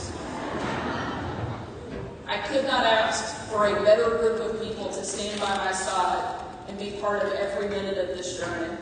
To my parents, who have supported me no matter what I was doing, my brothers, my sister-in-law, my in-laws who welcomed me into their family as if I was one of their own, to each of my kids, Most importantly, to my husband, who has been the rock for our family, not just over the course of these 2 years, but frankly over the course of nearly 13 years of marriage. Brian, I am so grateful for you.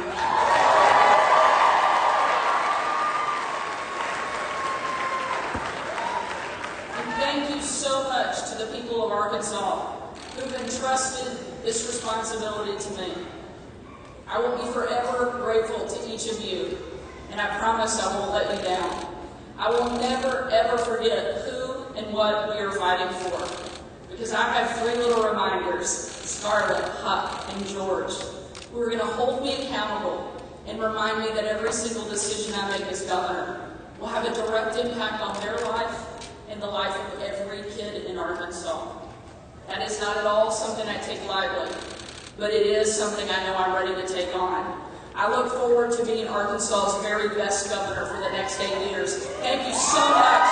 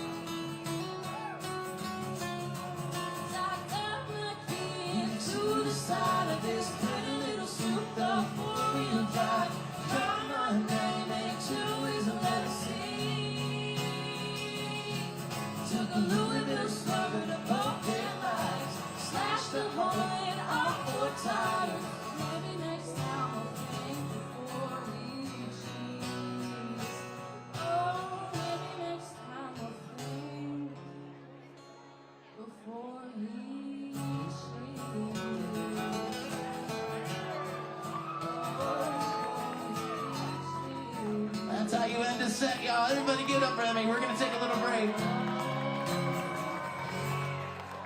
You're amazing. Good job.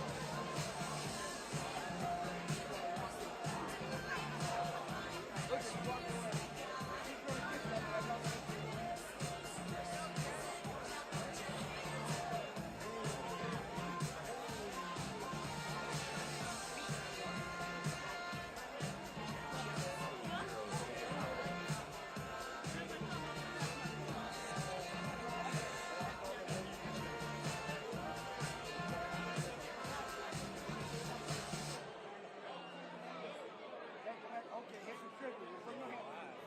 How many letters? Resume. How many letters?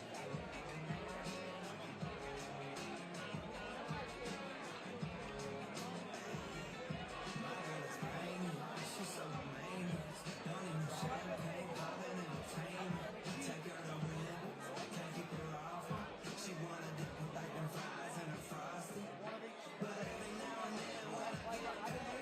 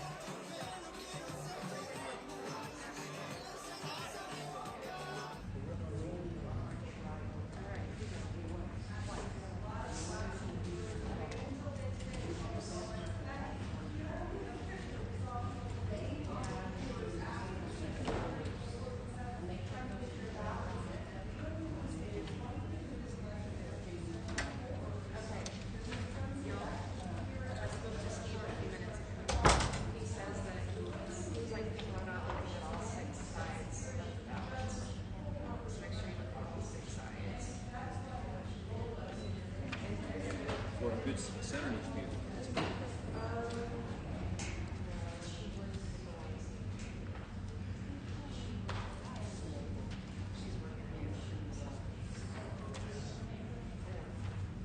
She's slow.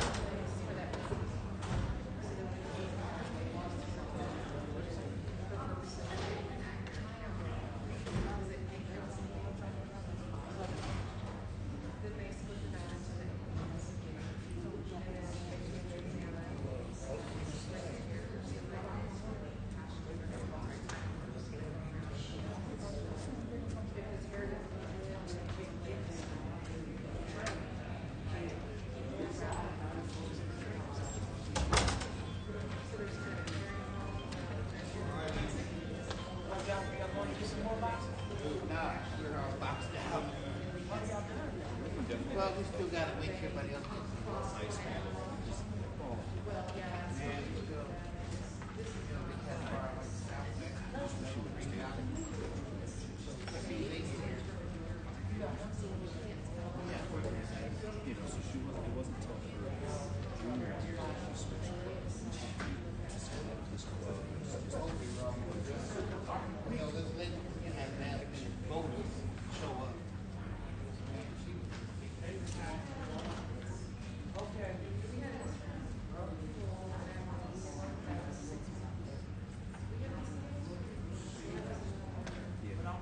Actually, I remember there were some Wyoming people who came down with all the clients, but they were normally Cheyenne. Yeah.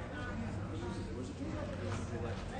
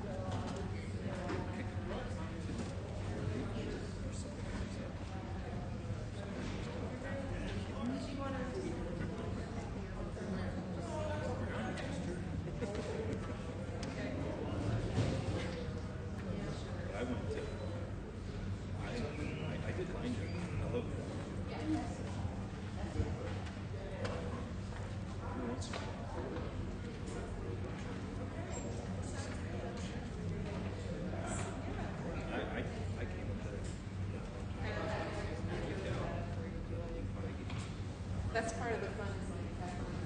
I'm like, you may enter. Good to talk to you. Thank you. Thank you very much. Sure. Where are we going next? Tabulated? But not tabulated. Oh, yes.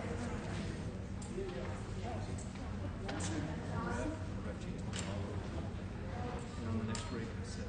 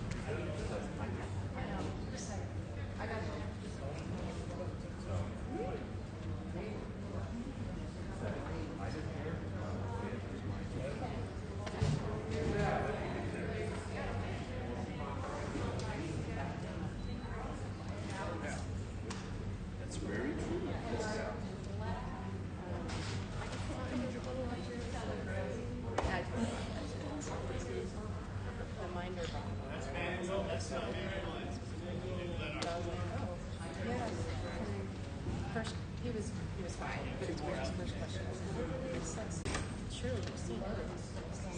But I was like, it is true. Long night, but things are looking good. Everybody upstairs say the numbers look great. Herschel Walker. Hello. Hey, we're in a fight, are we not? We're in a fight. But hey, God is a good God, is he not? Yeah. And he put us here for a reason. And we're here to win this election, are we not? Hey, so I'm going to tell you this little story. I've been talking about these two little boys. And one little boy is always positive in life. No matter whatever happened to that kid, he was positive about it. But this other little kid was always negative. No matter whatever was going on in his kid's life, he was negative about everything. And the father don't know what's going on with these kids because they're twins, but they're so opposite. So around Christmas time, he tried a little experiment. He put this negative kid in his room, nothing but brand new toys. But he put this positive kid in his room, nothing but horse manure. And after an hour or so, he looked down on this negative little kid and he was complaining, I don't want this, I want that. I don't want this, I want this. And the father knew that this kid is never going to amount to anything because nothing ever makes him happy. But he looks in on the kid that's in the room with the horse manure. He got a shovel. He's shoving his horse manure over his shoulder. He's laughing and singing and having a good time. First thing the father thinks, this kid's got to be crazy. But he said, son, what's going on? What's going on, little boy? You know, Dad, as much horse manure as there is in this room, there must be a pony at the bottom of it. And the reason I'm telling you that right now, guys, we got a pony at the end of this right here. I can tell you this right now. Because I'm telling you right now, I'm like Ricky Bobby. I don't come to lose. And I told you, he's going to be tough to beat. He's going to be tough to beat, but let me tell you what, he got the wrong Georgia here on him. So I want to tell y'all, if you can hang in there a little bit longer, just hang in there a little bit longer, because something good, it takes a while for it to get better. And it's going to get better. So I wanted to thank you guys for hanging in. And if some of you have to go home, you can wake up tomorrow morning and see that the new senator for the great state of Georgia is Herschel Walker. So I want to tell you guys, and I want to thank you guys for coming out. And thank you guys for being here. And thank you guys for all your support. I'm not leaving. I'm up there, they call it a war room. And I say it's a blessing. And I'm up there in this room that I've been blessed. So I'm ready. And I know you guys are ready as well. So, hey, God bless you guys. Let's just keep it going. God bless. Thank you guys so much.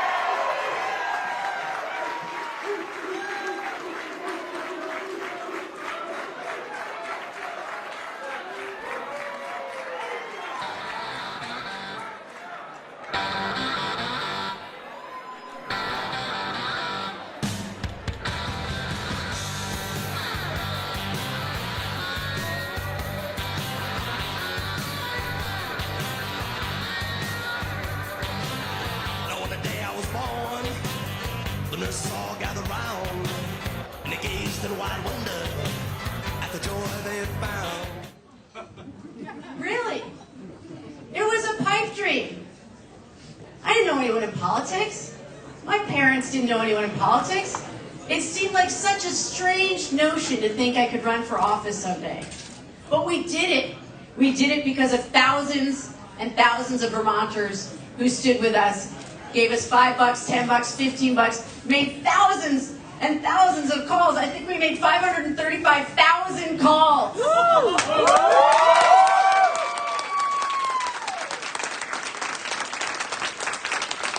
And we knocked on thousands of doors. And we believed that we could reject cynicism and believe in each other and believe in a grassroots movement that could be fierce and joyful.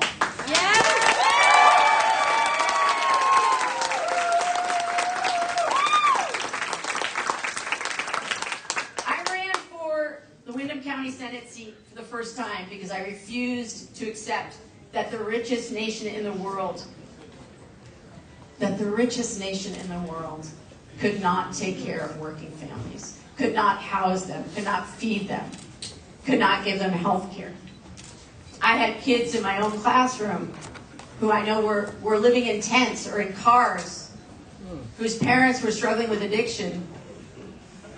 I still believe that we have to turn towards each other in our communities. That's how we're going to find our way through, for each other and for our communities.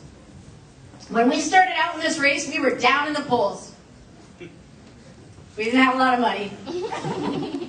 We didn't have a lot of endorsements.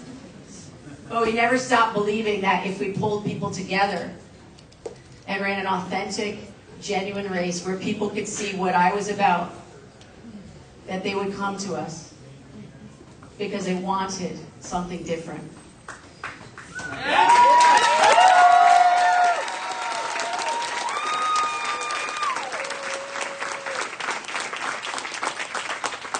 This campaign has proved that incredible power of connection. We are craving it. We're a nation that is fraught with loneliness and disconnection. This campaign renewed my hope in the power and the spirit that comes from truly seeing one another and listening deeply and being joyful together. I know that Vermonters believe that politics can be different. That's why we won. Yeah. That's why we won.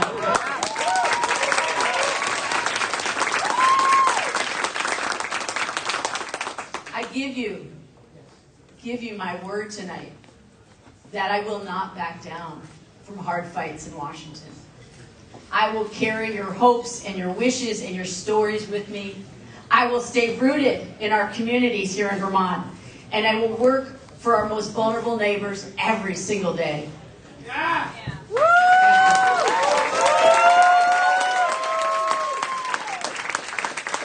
I will do this. I will be able to do this because I know you will be standing with me.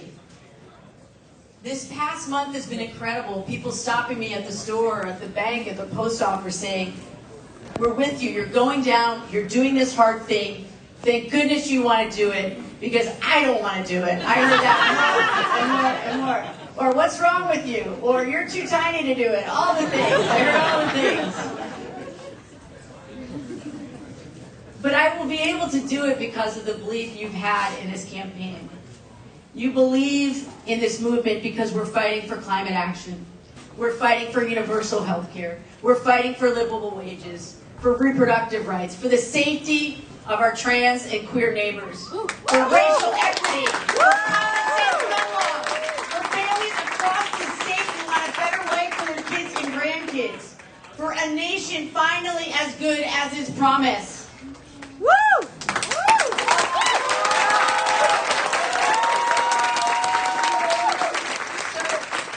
So please, have courage. Stand firm. Be compassionate. Find hope and nurture it. We need this of each other. Our nation depends on this. Our future depends on this. We must give each other the courage to do all of this important work together. Thank you.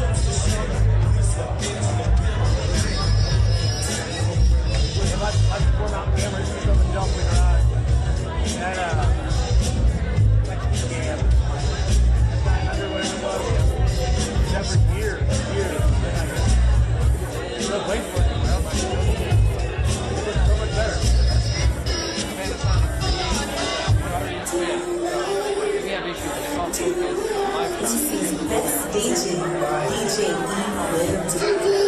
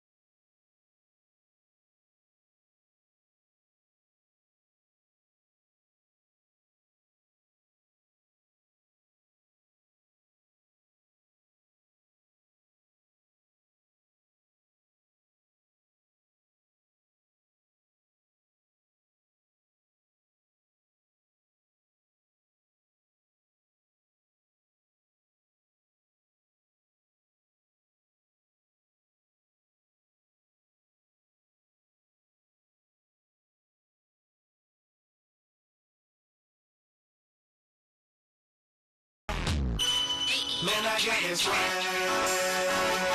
My head up to my bed.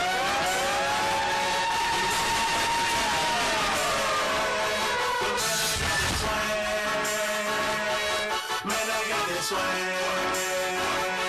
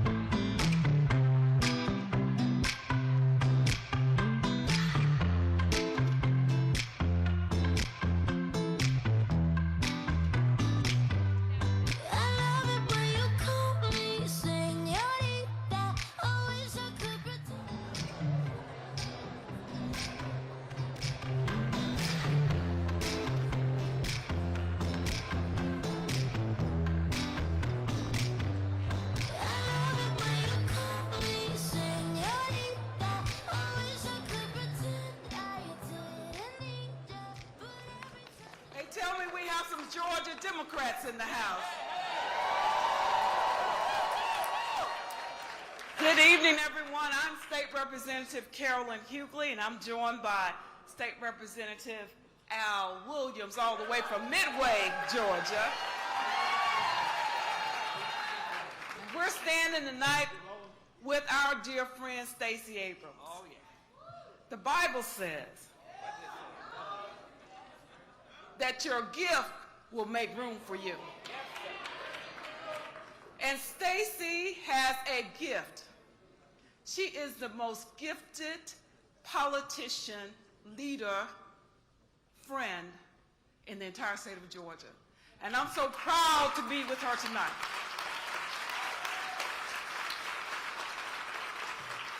Stacey is a kind of person who stands in love. She leads in integrity. She sees everyone with her eyes, and she listens, and she feels with her heart. And when she sees a problem, she has a plan to fix it. That's our Stacey. So I'm proud to be here tonight. And I'm proud of all the work that you all have done, because Stacey is that gift. And she's been a gift not only to Georgia, but to this entire country. And we have stood with Stacey since 2007, when she came to the Georgia House. And she came to the Georgia House with plans. And if you know Stacey, she is going to challenge you to be your best self. And she's challenged all of us, and she's challenged this state of Georgia to be better, to be its best self. And so I have to yield to Al Williams, and we don't know what he's going to say, but we're going to yield to Al Williams. And I want to say that we stand in love, and I appreciate each and every one of you, because Stacey is indeed our gift.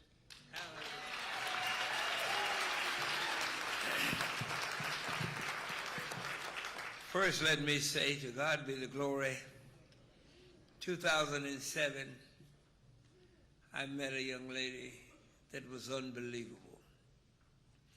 2011, I was blessed with being just one seat away from her in the State House, as long as she was our leader. And you know, I stand here tonight just so full of joy. My joy comes from the fact that in April of 1965, I marched across the Edmund Pettus Bridge with John Lewis just to see that black folk got a chance to vote.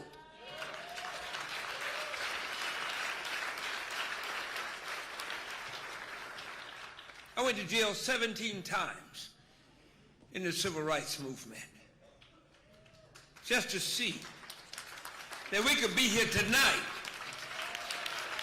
to celebrate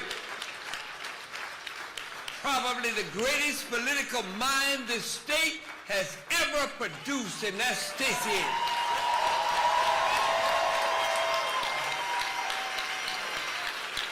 I stand here tonight because I have 3 grandchildren that can look back and say, because of the struggle, because we bled, because we soul is happy.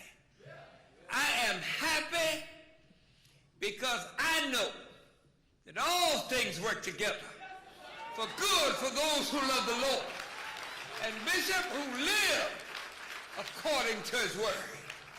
And I'm telling you, Georgia has never produced but one Stacey Abrams.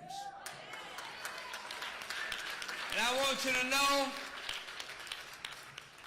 that tonight we stand with a woman that stood for right. We stand with a woman that was here because women needed voices. We stand with a woman because children needed voices. We stand with the woman because we all needed voices. We stand with the woman who does not believe you should just love a baby as a fetus, but love a baby as a child. We stand with the woman that believes that you can believe in the Second Amendment and save the lives of second graders. I stand with her. And in the twilight of my political career, at 13 years old, my aunt and my mother drove me around a little community called Liberty County. And I knocked on doors for John Fitzgerald Kennedy because I believed this world could do better. And I worked hard for Stacey Abrams because I know Georgia can do better. And I want you to know I will never ever back down from the fact that we passed legislation to send billions of dollars to Georgia that a governor used for his political advantage and never got a Republican vote. I stand for those that stand for right. And I ain't scared to say it. I love Joe Biden because he's our president and he is honest, he's not a liar, and he's not an abuser of women. And I stand with Joe Biden. And so as I leave the stage this evening, and the bishop knows that ain't no Baptist deacon ever left after saying one time he was going to leave. But I'm leaving right now. And I leave you with this. We will stand with Stacey. We will change Georgia. We will lift this state up. And we know that God knows that only what we do for Jesus will stand. And I stand with Stacey because she is for right. God bless you.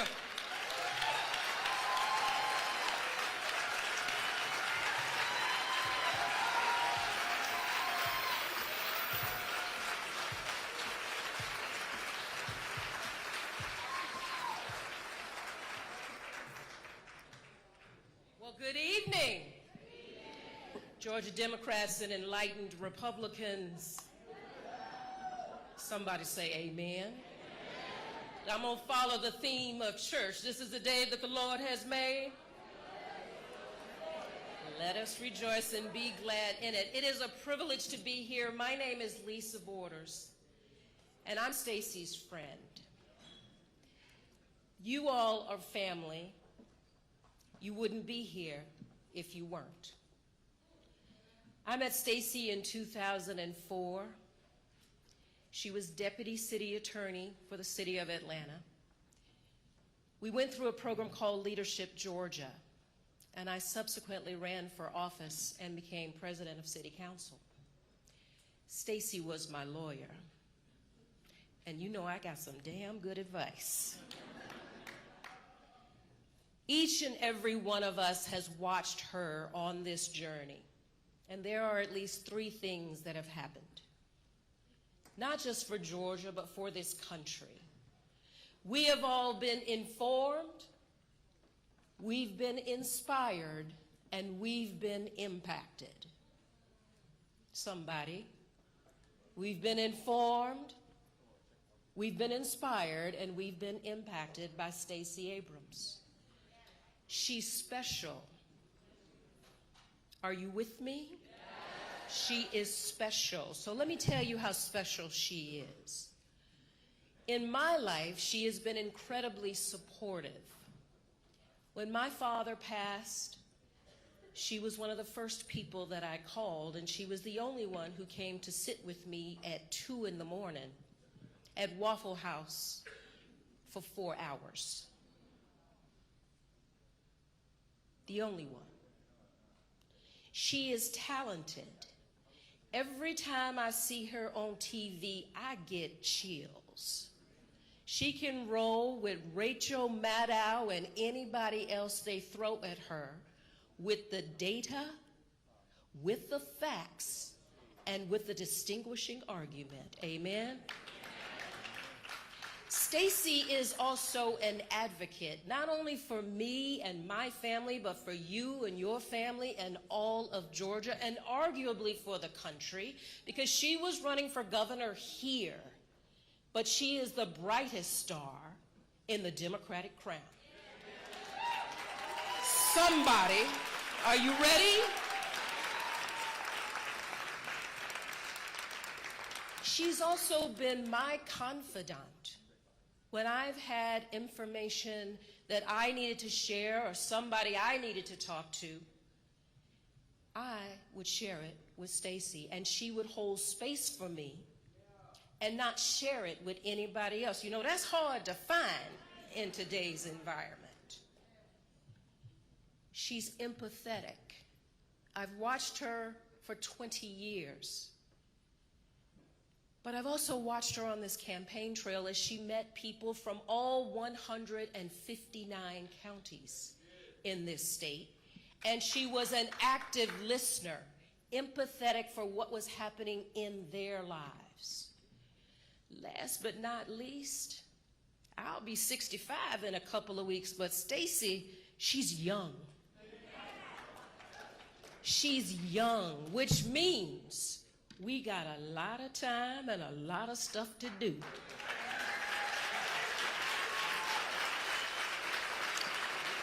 And let me leave you with this.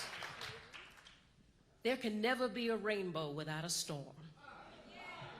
We are in the eye of the storm, and Stacy is the rudder. She is helping to guide us. She ain't going anywhere. She's going to be right here with the family. Supportive, talented, an advocate, a confidant, empathetic, and young. What does that spell? Stacy. Are you with me? Stacy, y'all get on your feet and welcome my sister from another mister. The one and only. The one. A public servant like no other. Stacy Yvonne Abrams.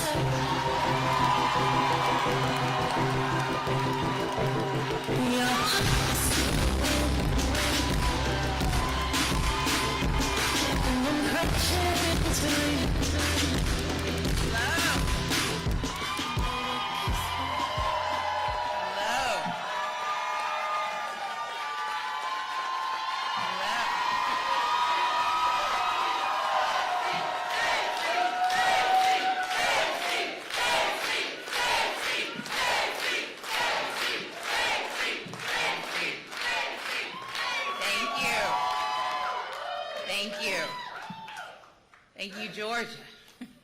Thank you, Daddy. It is good to be here in this moment, surrounded by your love and support.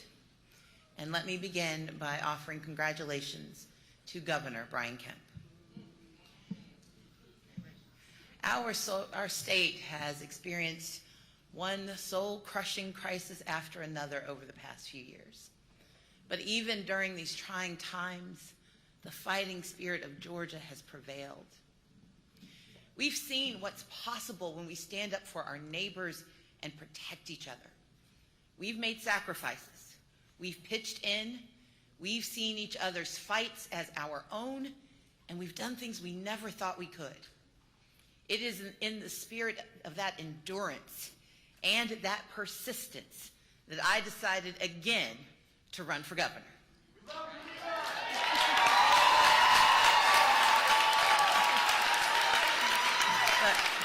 Look, I got into this race for one reason and one reason only, to fight. And not just any fight, a fight to save Georgia. A fight on behalf of our children and generations to come. A fight on behalf of our people, whether they know it or not. A fight for basic human rights that we should take for granted, but we have to struggle to hold on to. and a fight for the values that we hold dear and we may never sacrifice. I got into this for a fight for what we know to be true deep down in our bones, that the state of Georgia, the people of Georgia, deserve more. Over the last year, in big cities and small towns, in living rooms, in classrooms across the state, I have met thousands of people face to face. It feels like 2.3 million. And here's what I know for sure. We come from different backgrounds, different religions, speak different languages. We have different dreams, and we feel passionate about different issues in very different ways. But despite our differences, despite what people will tell us separates us, for the most part, we want the same things. We want to live in a Georgia that works for everyone. A Georgia where every person has a voice in our democracy and doesn't have to show up early to make it so. Because voting is a fundamental right, not a... Focused on big problems, in my case, broken hearts. And we address them, we repair them, we heal them by uniting people together, not dividing them. It's exactly what we're going to do in Washington, right? That's what we need.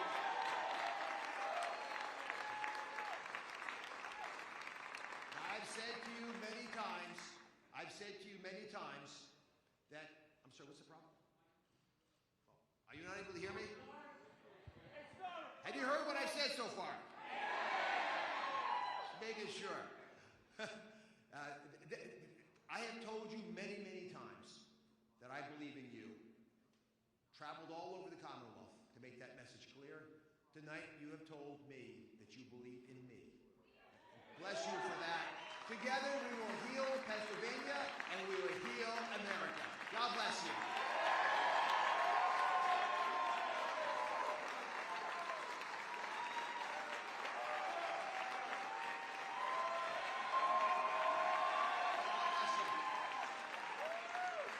Take care, my friends.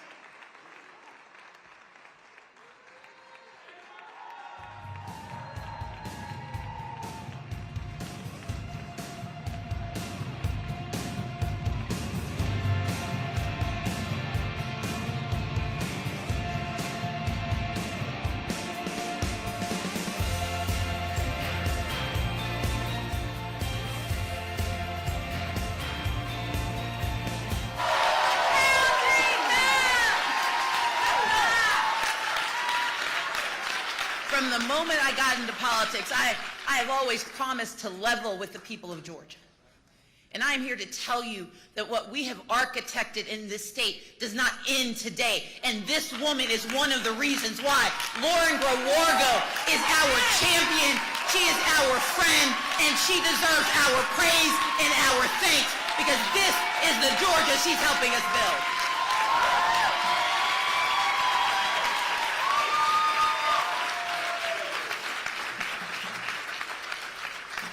I'm here because my friend Allegra Lawrence Hardy, fiercest attorneys you will ever meet, and she has poured her heart and her soul and her time and her treasure to defending our rights and our democracy, and she will never be demeaned for doing for us what we can't do on our own. Thank you, Allegra Lawrence Hardy.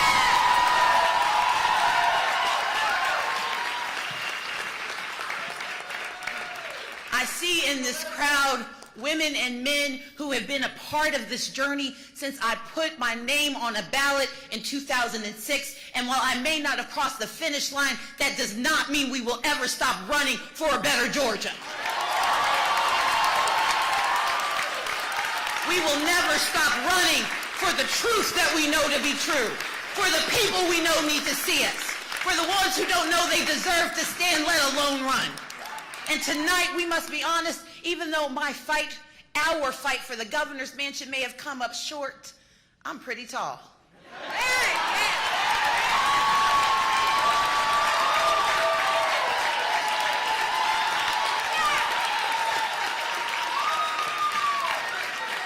And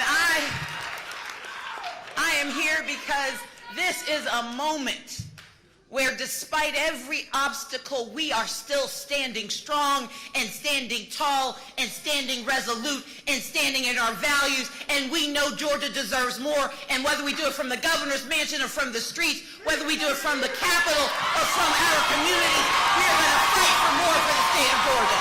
That is what we're here for. That is our obligation. That is our responsibility. Now, tonight I am doing what is clearly the responsible thing. I am suspending my campaign for governor. I love you too. I may no longer be seeking the office of governor, but I will never stop doing everything in my power to ensure that the people of Georgia have a voice.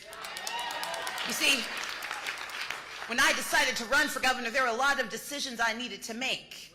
But the first choice I made was to put the people at the heart of my campaign. That is why I am proud that over the last year, we have shaken the hands and hugged thousands of people, and y'all know how I feel about hugs. We are a campaign that not only hired canvassers, we hired outreach directors because we knew we couldn't ask for your vote when you were trying to find a death certificate for your family members. That we couldn't ask for your help when you couldn't pay your rent. And so we started a campaign that paid a living wage to every person we employed and that modeled the behavior we want for Georgia.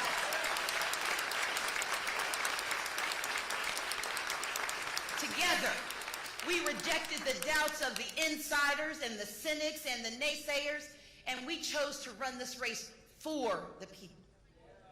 And we didn't just make our case to Democrats. Because of your support, I've talked with Georgians of all ages, of all backgrounds, from red to blue to purple, and they are all ready for change. And while they may not have chosen change tonight, they had to think about it. Because together we have planted yet another seed in the soil for our democracy, for a better tomorrow, and that matters. And so to every volunteer, every organizer, every door knocker, every phone baker, every texter, every prayer warrior, every donor, every labor organizer, every person who lifted your hands and lifted your voices, I thank you from the bottom of my heart.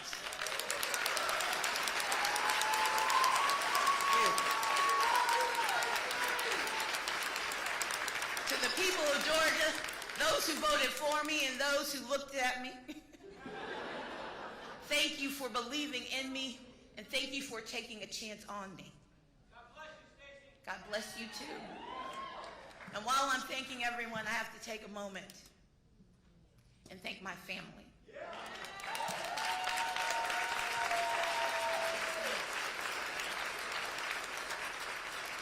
My mother and my father, Robert and Carolyn Abrams.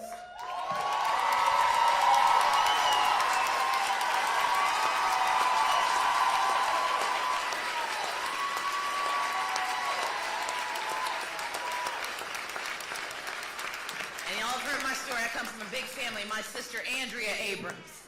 My brother, Richard Abrams. My brother-in-law, Brandon McLean. My brother-in-law, Jimmy Gardner. My niece, Faith. My nephew, Jordan. My niece, Erin. My niece, Ryan. My nephew, Cameron. My nephew, Devin. My cousin, Alex. And my sister, Audrey Janine Abrams McLean.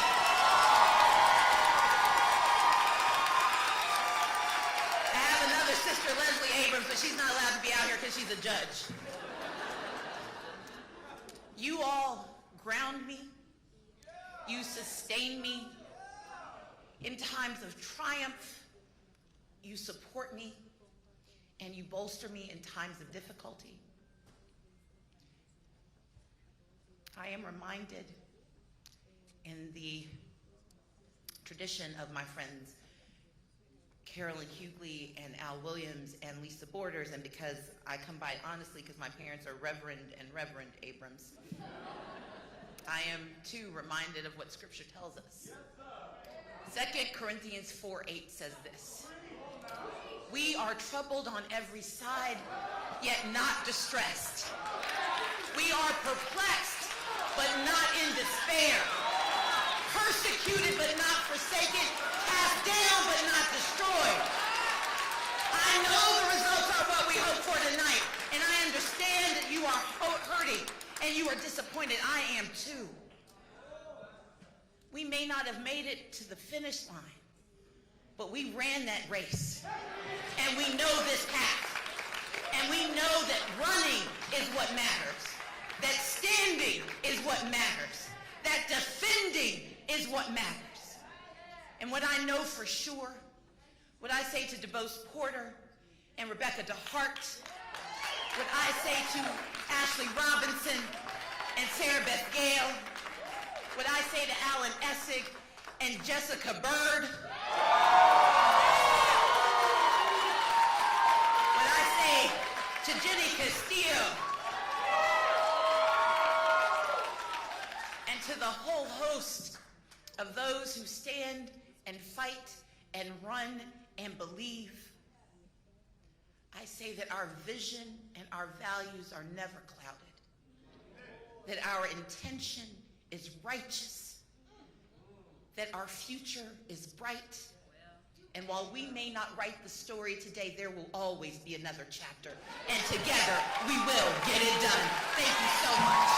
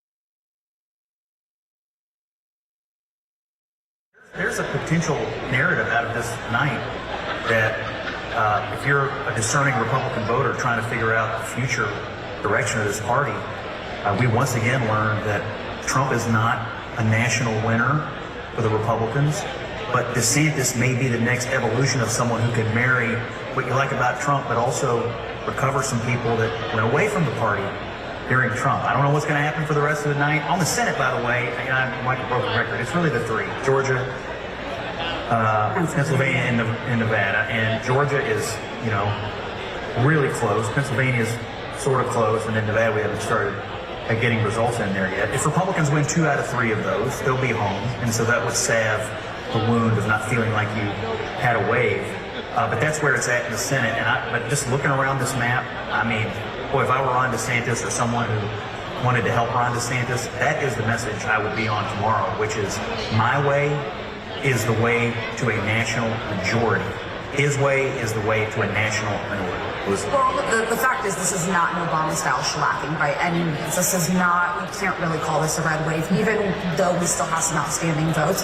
So to Scott's point, this is the time that the Republican Party needs to ask themselves, are they going to continue to nominate poor quality candidates to appease Donald Trump? He's right now over on his Truth Social site celebrating the demise of Republicans who lost, criticizing Don Bolduc, a bad candidate. Now he has him as a beatable candidate. That could have been a pickup for Republicans, but solely because of Donald Trump, he ended up being the nominee. He's celebrating O'Day, a moderate losing in Colorado. If you want the Republican Party to thrive, we've got to just finally speak out and say, this man is a loser. He lost 2020. He's about to, he's losing a seat that were winnable this time, in time to look toward what the future might be. Is there another lesson here also, which is that people are kind of sick of both parties in so many ways. I mean, the fact that it wasn't declarative one way or another, again, we don't know all the results.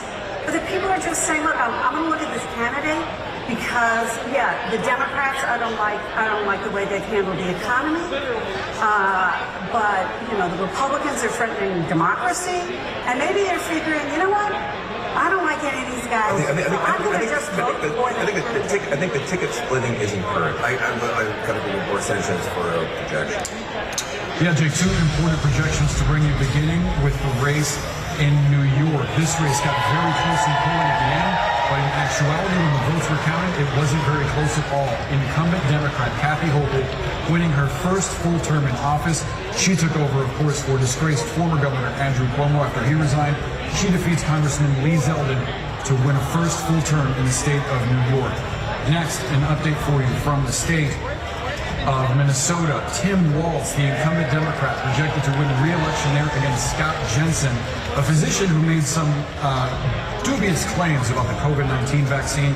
2 Democratic incumbents holding on to the governor's mansion in those 2 states. As we turn it over to Dana Bash, who has some analysis for us. Dan. Thank you so much, Boris. Well, on New York, this was a place that President Biden went more than once, where people were looking and saying, is this a situation where high crime, concern about the economy will actually do in a Democrat in a very blue state? And the answer tonight is no. Yeah, I think that those issues were very real in this race. I think it was maybe closer than the Democrats wanted it to be. But at the end of the day, the fundamentals of the state of New York kicked in here, and Kathy Hochul is now an elected governor of that state.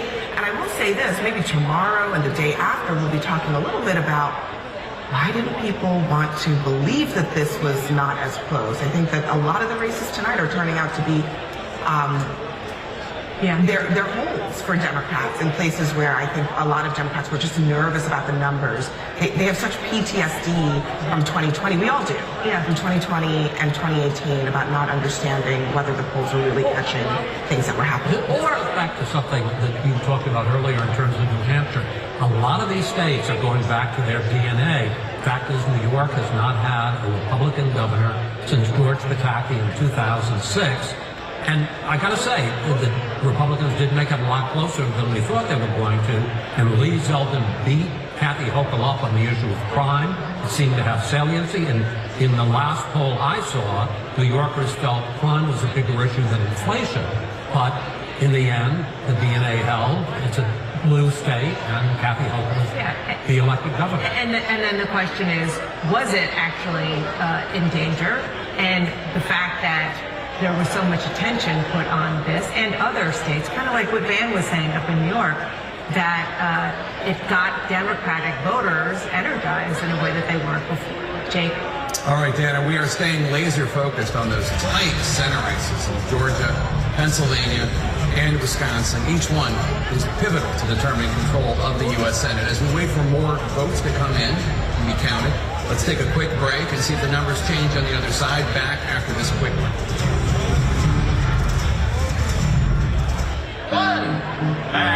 The winter play was really coming together.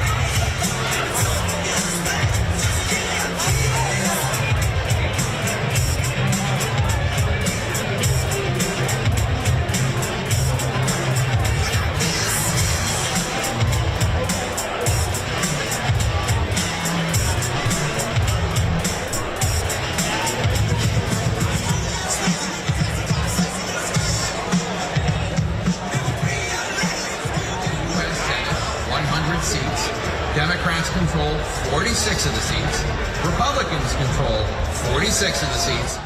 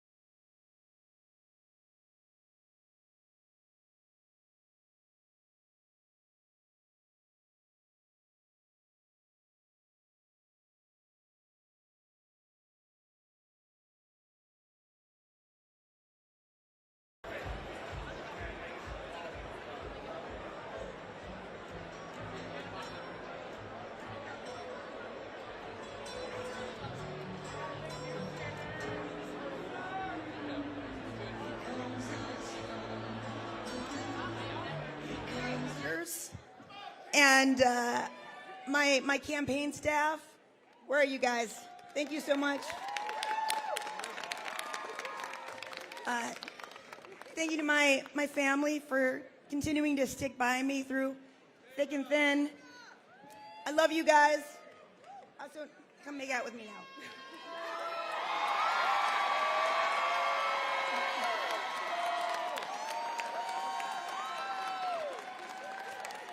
I love you, Alana. Thank you for everything.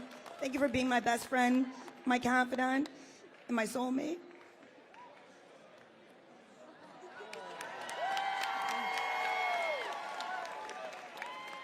Thank you to the amazing staff at the Department of Attorney General who have just done an incredible job these last 4 years. It's just been a privilege and an honor to be able to be the individual who steers this incredible ship of just the best lawyers, the best special agents, the best support staff anybody could ever ask for. It's just been such a delight to do this job. I really believe that the results of this race that we're going to see as the night comes in underscores the values that we hold sacred here in Michigan. Love over hate, hope over fear, unity over division, science over ignorance, equality over bigotry and racism,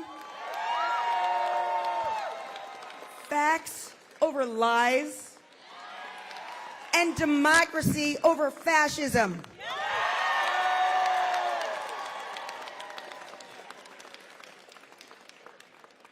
And with that, I will say things are looking pretty good right now. And I don't mean to be too optimistic, but I really look forward to serving the good people of this great state for another 4 years. So,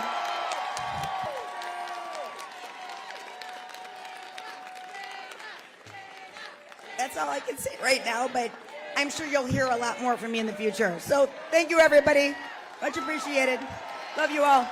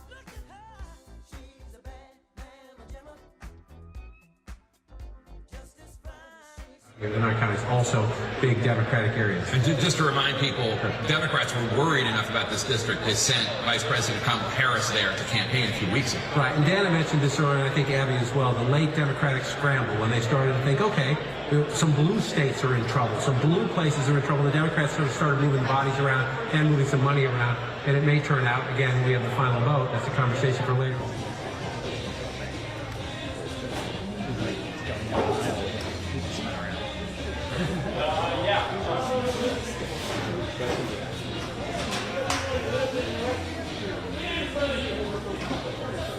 Very much all the volunteers who knock doors and the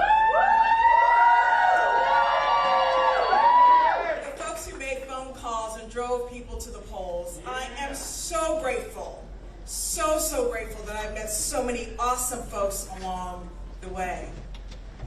And I give my deepest thanks to Team Beasley.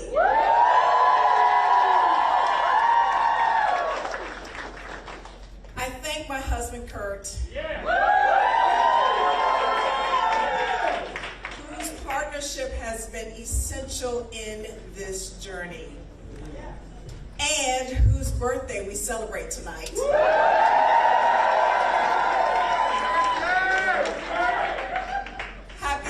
Happy birthday, Kurt. I love you dearly. And to our sons, Matthew and Thomas, who inspire me every single day. I could not have done it without the support of my men, and I love them so, so very much. I'm very, very thankful. A few minutes ago, I called Senator-elect Bud to congratulate him. And I offered him my support and encouraged him to stand in the tradition of our state, to be an independent leader that puts North Carolina first. And I hope he will. I hope he will. I am so proud of the race that we ran. I'm proud that all along we stayed true to our mission. That this race would be about the people and not politics. And even when others didn't, we believed in North Carolina. And I still do. This isn't the outcome that we wanted, but we have made history in North Carolina. And tonight I'm thinking of those who blazed trails before me so that I can reach this moment with you all here this evening. I'm thinking of my late mother, Lou Beasley, who showed me the importance of public service, of working for justice for all, and for standing for what's right. She was an amazing example and amazing woman. She knew the importance of staying the course and valuing the right to vote. My mother was granted the right to vote 57 years ago by the passage of the Voting Rights Act.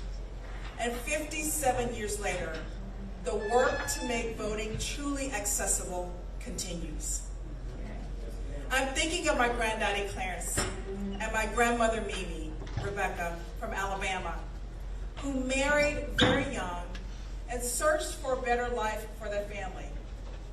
With 76 cents in his pocket, Granddaddy Clarence hopped a train to Nashville, Tennessee, with dreams of a better future in his heart. He worked on the railroad all of his life, believing that for all of his sacrifice, his children and grandchildren would have it better.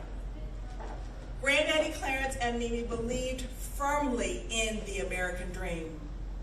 And despite the challenges they faced and the injustices they weathered, my grandparents worked hard to build a better future for their children and grandchildren. I am my grandparents' American dream.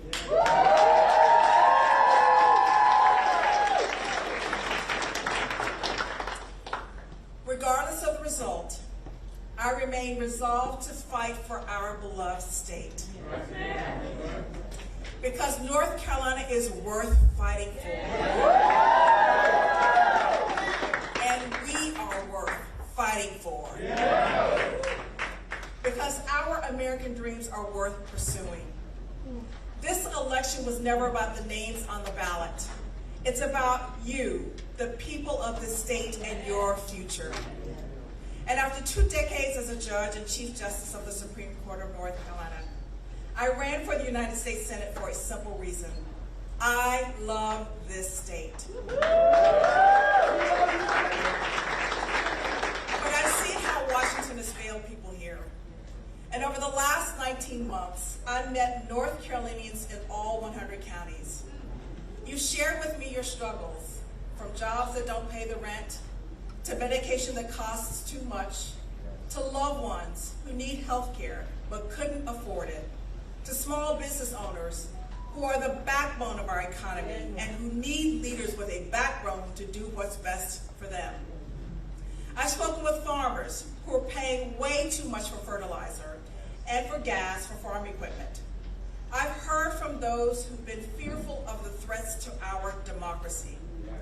And you've shared with me your hopes. Good schools for your children, regardless of your zip code. Safe communities to live in.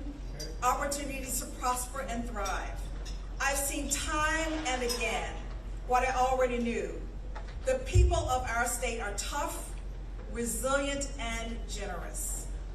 And I heard from so many of you who wanted Washington to set aside the special interests and corporate donors and instead focus on helping our families, nurturing our communities. But while Washington focuses on pointing fingers, the people of North Carolina have to point forward.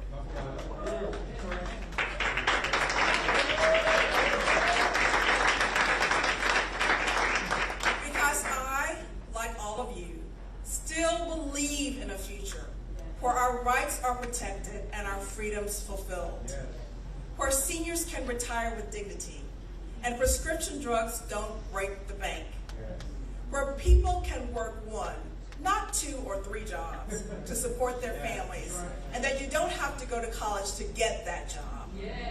Where your leaders work for you, not themselves and not their corporate donors and special interest groups.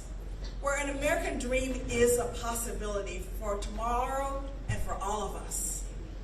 Not just a story of the past for some. And while I am indeed disappointed, I am not defeated.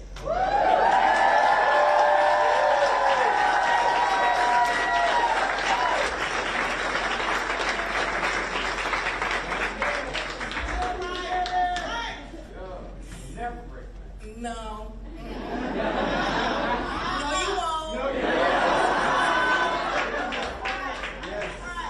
While I certainly wish for a different outcome, I am not leaving the fight because the issues that I ran on are too important.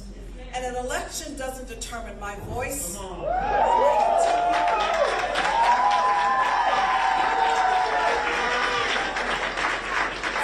continued commitment to fight for each and every one of you. Progress in this country has never been promised. It always takes time. And always in the face of injustice and adversity, we continue to fight. By taking up the fight, we always make progress. It is because of this that I stand before you as the first African American woman to be nominated.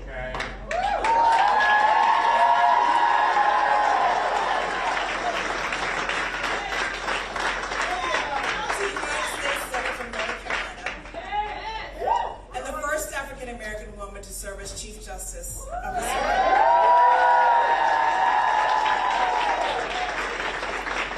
Court. This fight doesn't only make my dreams possible, it makes our dreams possible.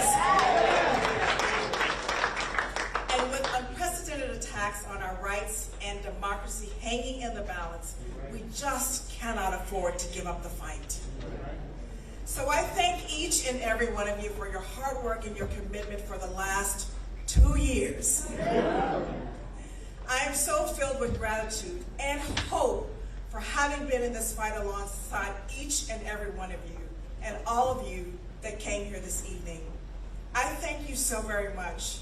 The fight continues because progress will continue. Thank you all so very much, and may God bless.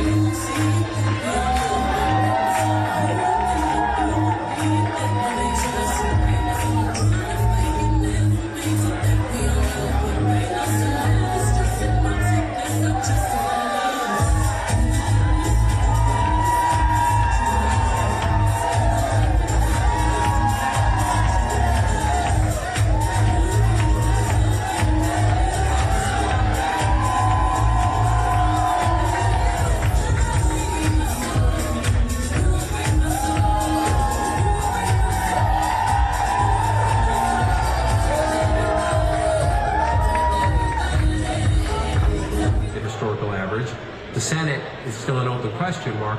So you can have a historically pretty good night and still have your life change dramatically, meaning the Republicans take the House with a narrow majority, which makes it even harder, as you noted, and then we still know he could still lose the Senate.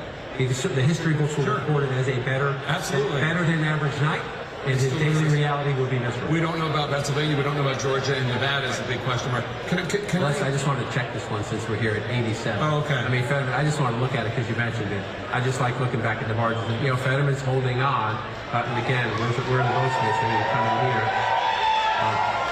It's mostly Oz would have to really overperform, not win the suburbs, but with all the votes down here, Oz needs to would have to really amp it up in the suburbs. We don't see it yet, but we have to, that's why we count them. So, let's talk about Fetterman for 1 second, because I think a lot of people thought that, first of all, Oz had momentum going into the race, especially after the Senate debate, where Fetterman had difficulty. And also just that Fetterman's stroke was going to really end his chances. One of the things, I was talking to a top Democrat in Pennsylvania, and he said when Fetterman ran in the primary, he had a strategy about rural votes. One of the ways he racked up he totally ran away with the primary, the Democratic primary, was he won 33 of the of the rural counties, 33 of them by more than 70%. And we were talking about margins earlier in this, having to do with margins in Georgia, margins in North Carolina. I want you to look at 3 rural counties, and we're going to look at how Fetterman did or is doing versus how Biden did. And these are all counties where Biden lost and Fetterman is losing, but it's a question again of the margins. So if we could start with Westmoreland County. Westmoreland's right here. That's where the big Trump rally was. Okay. Fetterman Oz just within the last week. Okay, so this is 19 points? 19, yeah. 19 points. Fetterman is losing by 19 points. How did... 28. And Biden lost by 28. Biden lost by 28. So on the margins, Fetterman is dramatically overperforming Biden in that county. Jefferson County? Jefferson's here. Right. So, okay, so 50 points. Fetterman is losing this by 50 points. Biden lost by almost 60 points. And then Somerset County. Right along the southern border. Okay, so Fetterman losing by 50, and Biden lost by 56. Right, and so Fetterman said he was going to campaign in Trump country. He said he was going to win, but winning for him is cutting the margins. 56, that matter. Again, went through this in the Georgia Senate race. The margins matter, and I'll give you one more. Because was the mayor of Braddock. He's from all those counties you just mentioned happen to also be on his end of the state. We always focus over here because it's the largest population center. And in close races, Philadelphia and those big crowded suburbs around it. But if you're doing what you need to do out here, the way you knock the other guys off, you're right. You're absolutely right. Those are just 3. You'd find other of the Trump counties, the Republican counties, where Fetterman overperforms Biden. And then look at his home county. Braddock is here in the eastern suburbs of Pittsburgh. It's a small town. He was the mayor. And so he's getting here, what's that? Almost 30 points, right? 28 points? Yeah. 28 points. Joe Biden wins it by 20. So in a Democratic stronghold, but you look at this, you look at the county and it's blue. It's all blue. Pittsburgh is blue. When you start getting out here, this county's red. Right? It's not like across the street. It suddenly gets blue across the street. This part, if you look at the voting precincts, there's a lot of red out here. That's where Braddock is. Yeah. And John Fetterman is cutting into the market. So that's why it's close. As well. That's why it's close. Well, again, we don't know what's going to happen, but that's why it's close right now. Fetterman, of course, a known quantity, the lieutenant governor in Pennsylvania. Anderson? Thank you very much. I want to go to Kim Lott in Arizona. She's at the headquarters of the Republican candidates for governor and Senate, Carrie Lake and Blake Masters. Carrie Lake spoke moments ago. What did she say? Just a few moments ago, Anderson, she delivered a fiery and, a really questionable speech to this crowd at this point. She is trying to make a connection between the mistake that we have seen here in Maricopa County with some of the polling places, some of the tabulation machines that have had trouble trying to read some of these ballots. And she's making that akin to corruption and tying it to the 2020 election lie. I want you to take a brief listen to a portion of what she just said. And I want you to know we are going to monitor the ballots. We got to work in the system that we have right now. And as they continue to come in and our numbers go up like they did last time, when we win, first line of action is to restore honesty to Arizona elections. Let's underscore that there is no evidence of dishonesty or corruption in this election so far. There was a mistake with the tabulators. It was corrected. So then she did also, Anderson, take a turn to asking the crowd to have patience. That is something that we've heard from many of the campaigns here in Arizona. Having covered the state a number of times through a number of elections, things can change very quickly. It is obvious for anyone who has covered this state that the leader, the winner who right now at this moment, because we're just looking at the early ballots, that person may not stay in the lead. So what you are hearing from Kari Lake is, yes, she is asking for patience. There are a lot of votes out there that are yet to be counted. It is too early to say who has won in any of these top races. But this connection that we have seen, Anderson, is certainly a touchstone to what may predict what's going to happen in the next few days with the Lake campaign. Anderson? Well, I appreciate it. Thank you very much. Back with the team here in New York. Not a surprise that Kari Lake would be harkening back to 2020 and trying to create some sort of buffer around her by already sort of talking about corruption. Throughout this race, she's proven to be probably the least responsible candidate in terms of espousing conspiracy theories, creating sort of this fear that something's going to go wrong in the election process, when very clearly Maricopa County put out a statement clearing up the wrongdoing hours ago. What I think is interesting, we're all kind of trying to decide what's the theme, what lessons can we learn from the results we've seen so far, and I think it's too early to tell, but one thing I did notice is there's a bit of a referendum on election deniers between Bolduc losing, Mastriano losing, and even Zeldin.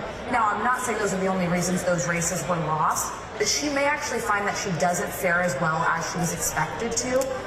Voters, I think, are sophisticated enough to realize they don't want to go through that exercise again. What we saw on January 6th, what we saw after Donald Trump lost the election. It's interesting. President Biden came out, days ago, talking about focusing on election liars and January 6th. Was criticized for it as having a message that wasn't right. It wasn't an economic message. Look, he may have been wiser than we knew. And what I would say is that it does seem, the things I see are a lot of people were underestimating Democrats. That's the bottom line. Mandela Barnes, 80% of the votes count. Mandela Barnes is within 2 points of winning the Senate race. He was written off. He's too left-wing. He's too crazy. There's no possible way.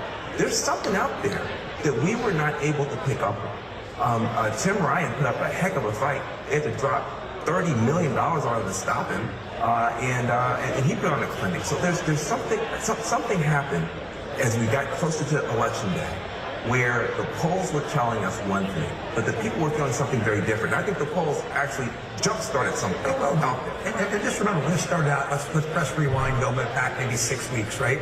6 weeks ago, there was going to be a close race for the House. Or maybe even go to the summit. The House was going to be close. The Senate was out of reach for Republicans. Never going to happen. And then, the narrative started shifting, and it became this, the Republicans are going to win this wave. The Senate's going to fall. The House is going to be gone by 40 votes. That's what you said. I never say that. I'm always like, look, cautiously optimistic here. But, the narrative was probably, neither of those narratives are true, right? The narrative that's true is it's going to be a close race along the way, the whole way. And here we are on election night. Democracy wins. For almost the entire year, there was an anticipation that this was going to be a very strong Republican year for a whole range of reasons. There was a brief period during the summer where it looked like a Category 5 storm would be a Category 3 storm, but it may not even be a Category 3 storm. But getting back to Kari Lake, she is a sort of warrior queen of election denial. So, she built her whole campaign around it. She's told reporters consistently she wouldn't agree that she would accept the results of the election. And I suspect if she doesn't win, she was laying the predicate there for not accepting the results of the election.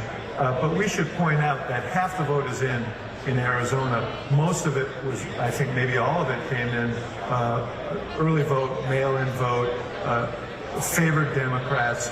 The vote that's yet to be counted is the vote that was cast today, and it figures to be heavily Republican. So these races are very much in the air, but it really is outrageous. I mean, she really is sort of a more refined version of Donald Trump. Refined? Well, no, I mean, in terms of her presentation. Oh, better lighting, maybe. Better lighting. Better lighting and better makeup. Yeah, exactly. I don't know about better lighting, better makeup, but the storyline is the same, which is I win or the election was stolen. There's no third. And you know, I hope that you're right that what we saw tonight in some of these other races was a repudiation of that kind of politics. Well, when you're voting for governor, you're not voting and saying, oh, that person's an election denier. You're voting for somebody who has an impact on your everyday life. And Carrie Lake, so far as I can tell, is talking more about the past and denial and Donald Trump and riding those coattails. And for tonight, what we've seen so far, those coattails are not so long. And so she may have been barking up the wrong tree. I mean, we don't know the answer to that. McCarthy may have been barking up the wrong tree, thinking he was going to have a huge majority. If he doesn't have a huge majority tonight, his life is not going to be easy. He's going to have a really uncontrollable caucus, not to change the subject from Carrie Lake, but that's a whole other interesting storyline here. A couple things that are jumping out to me. You have a country that is very dissatisfied with its government. Obviously, right track, wrong track is off the map. Very dissatisfied with inflation. Biden is not overwhelmingly popular, although 45, 46 is different than being at 40. Congress is not popular. And yet, again, a lot of votes to count. It may be that the country sends a relatively similar Congress back. I mean, there's a little bit of a shift in the House, possibly very little shift in the Senate. It's interesting to me. The other thing that is jumping out is Republicans getting close in a lot of these races, but not being able to close the deal. And I want to dig into this later, but it must be independent voters, because it strikes me that Republicans back Republicans, Democrats back Democrats. The Republican anticipation was that independents were so sour on Biden in the direction of the country that they would just break Republican. Yeah. And it may be even if they just broke evenly, that was enough to help Democrats just hold off in some of these close races. And I don't know, to me, the story about the independent voter and what they want is really something to dig into. I think the other thing is we may have underpolled young people. I think there's something happening because I'm hearing from people who are still standing in line on campuses for 2 hours after the polls closed wanting to vote. Biden actually performed very well for young people when you talk about student loan stuff, marijuana, climate, and there's that concern about abortions out there. We missed something. We missed something. It's whether it's the independent voters or the young voters or something out there. But I think that what you're going to look at tomorrow morning, some of the stuff is going to go back more in a red direction. There's some blue mirage stuff going on. But I think everybody's going to have to look in the mirror and say, I don't think that we understand what the American people are going through. This much economic pain should have resulted in a revolt against There's one point of young people. Yeah. There were enormous lines in Michigan where there's an abortion, constitutional amendment on abortion that is on the ballot there. University of Michigan, I was told today, 4-hour lines to vote. And so it may be that in places, in Wisconsin, 90% turnout in Dane County, where the University of Wisconsin is, that is a place where abortion, I think, is a concern because of the legislature and potentially the change of governors. So where it's really in jeopardy or on the ballot, I think young people have been highly motivated. Coming out more votes, more projections on this very exciting election night as we watch Boone County play out live in Nevada. You see right there, it is right after bringing it.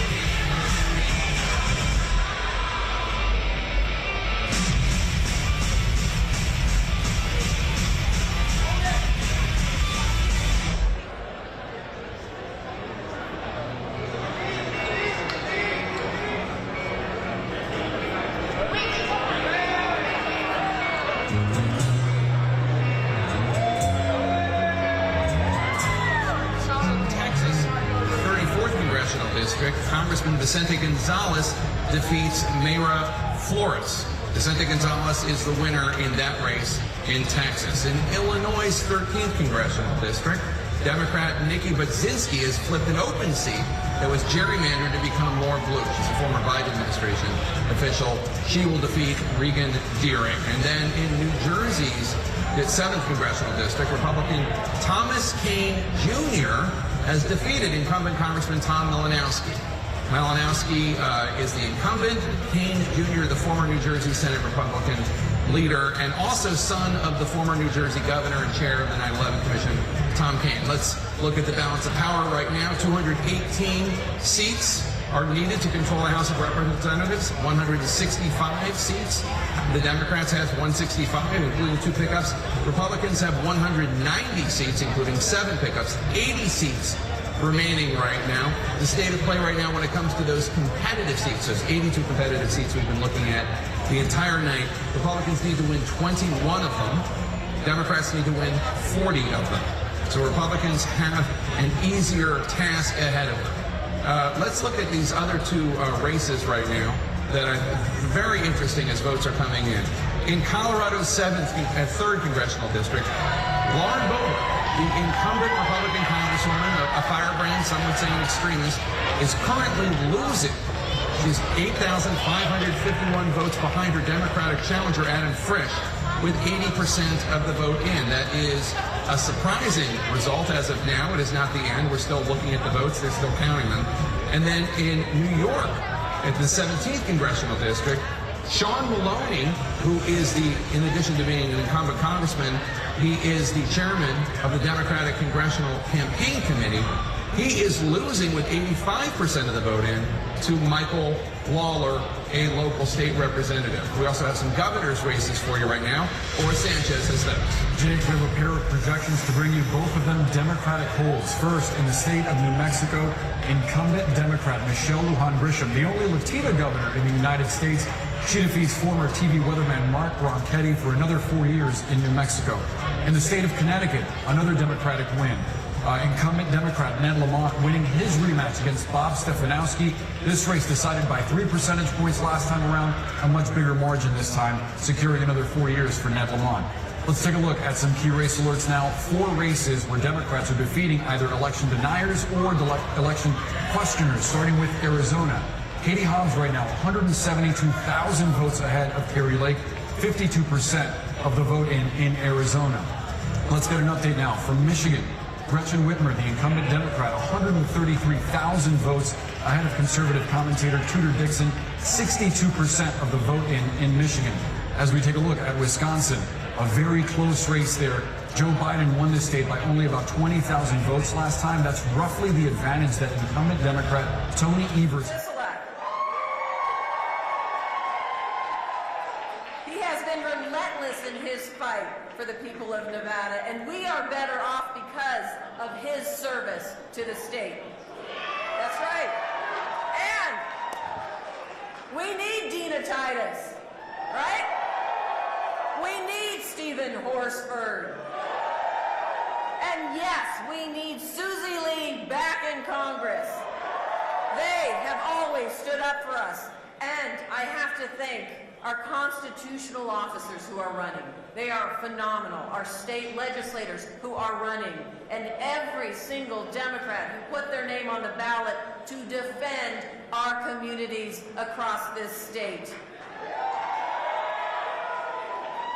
I am so grateful to all of you for being here and for standing with us here in Nevada. We are not done yet. Here's one thing I know.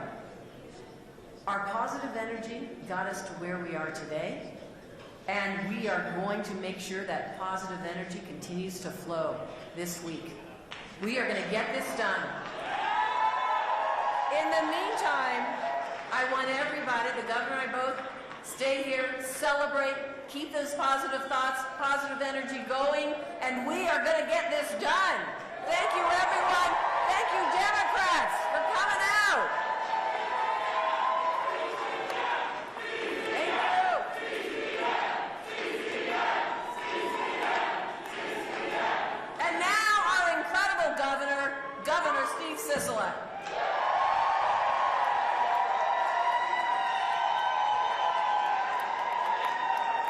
Good evening, everyone. All the national pundits call her Senator Catherine Cortez Masto. We just call her CCM. That's it. Good evening, all of you. Thank you so much for joining us here this evening. We all knew this was going to be a close race. We said it at every canvas kickoff that we had. Donna's Garage heard it from us 100 times. All the rallies we had, all the GOTV efforts we had, we said it was going to be close. And it is. We ask you to please, please be patient. We need to make sure that every single vote is counted, because we need every single vote, and we're going to count every single vote. And we believe strongly when the job is done, we're going to win this thing.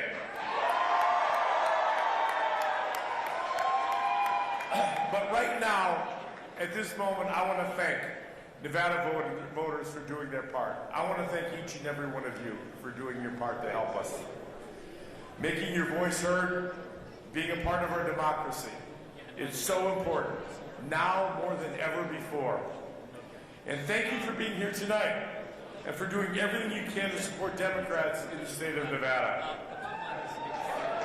And you did it all, from knocking on doors, to phone banking, to donating, to emailing, to texting, all these social platforms that I didn't even know what they were before a couple months ago. You guys had a presence there and helped us every step of the way. And thank you to our other Democrats that are out on the ballot with us tonight. Inspiring leaders like CCM, Senator Catherine Cortez Masto, Representatives Susie Lee, Dina Titus, and Stephen Horsford. We need to get them all back in Washington, D.C. to hold that Democratic majority in the House. Lieutenant Governor Lisa Cano Burkhead, who has been a stalwart supporter of ours.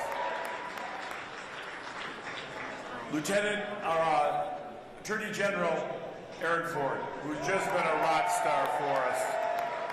Future Secretary of State Cisco Aguilar. Treasurer Zach Conine. And future Controller Ellen Spiegel. And our incredibly talented Senate and Assembly members who are going to join us in getting this across the finish line tonight and in the future next couple days. As I said, at this moment, our race is certainly too close to call. The counting could go on certainly all night and will stretch into the next few days as the mail-in ballots and the drop-off ballots are counted. And there's a lot of mail left to count, and that's a good thing for us. In fact, ballots that are postmarked today will be counted in the next few days and will help us all achieve victory. So we need to be patient. We need to be patient and make sure that everyone's voice is heard in the next few days. As we've always said, Battle-born state is a battleground state. And we knew this would go down to the wire. But we knew we had you on our side, which is a positive thing that we have in our favor. I truly believe that when we have the final count, when that is finally done, the votes will be on our side, and I'll be going back to Carson City with all my friends to represent all of you. And I know that CCM and our Congress people are going to be going back to Washington, D.C. to represent all of you. Finally, and most importantly, I want to have a special shout out to our election workers who have undergone a tremendous amount of stress, worked an incredible amount of hours, taken a lot of criticism that they were not deserving of, and kept coming to work to make it easier for us to vote and to count all of these ballots, spending hours counting and processing ballots, and thousands of mail ballots in the next few days. Thank you to each and every one of them for helping us in this process. And finally, to all of you here tonight, each and every one of you, if I could shake each and every one of your hands and give you a hug, believe me, I'd be the first one to do it, but I think it would take a little too long for all that to happen. I want you to have a good time, stay here, enjoy yourselves, but we're not going to have final results tonight. It's going to be a couple days, so I encourage you to go home, get some sleep, and let the counting continue tomorrow and Thursday, and we'll be celebrating in the next few days. God bless each and every one of you people. Thank you. Thank you.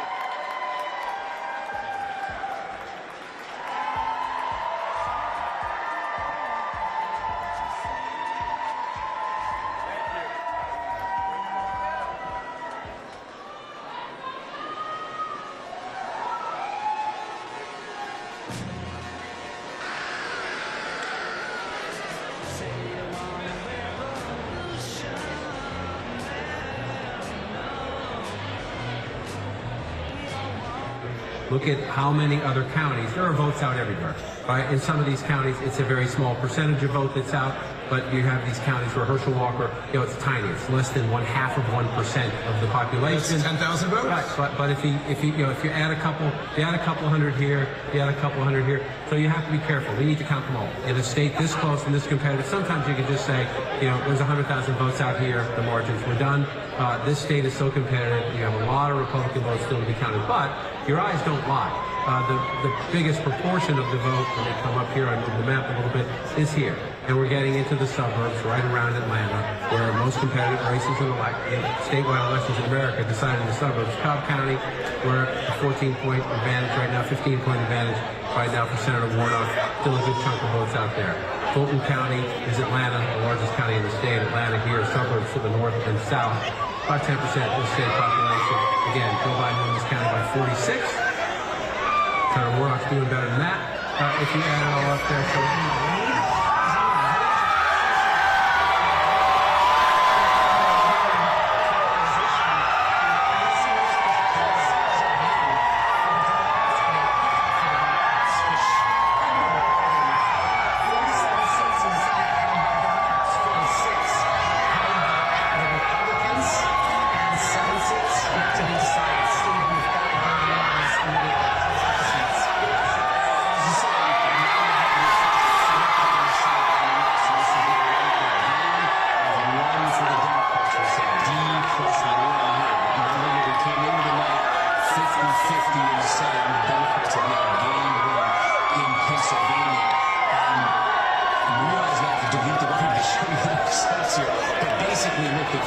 the three vulnerable Democratic incumbents that we're waiting on here are in these three states, Georgia, Arizona, and Nevada. By winning Pennsylvania, it means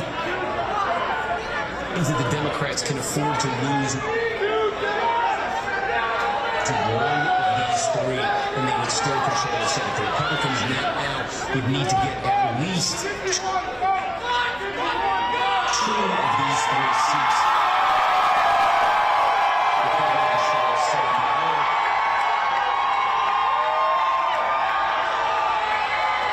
Unfinished piece of business is in Wisconsin. We can show you that in a minute.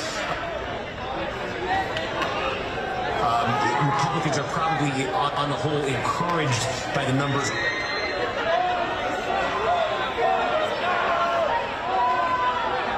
Four Republican counties kind of outside the immediate Atlanta metro area. And here's what I noticed.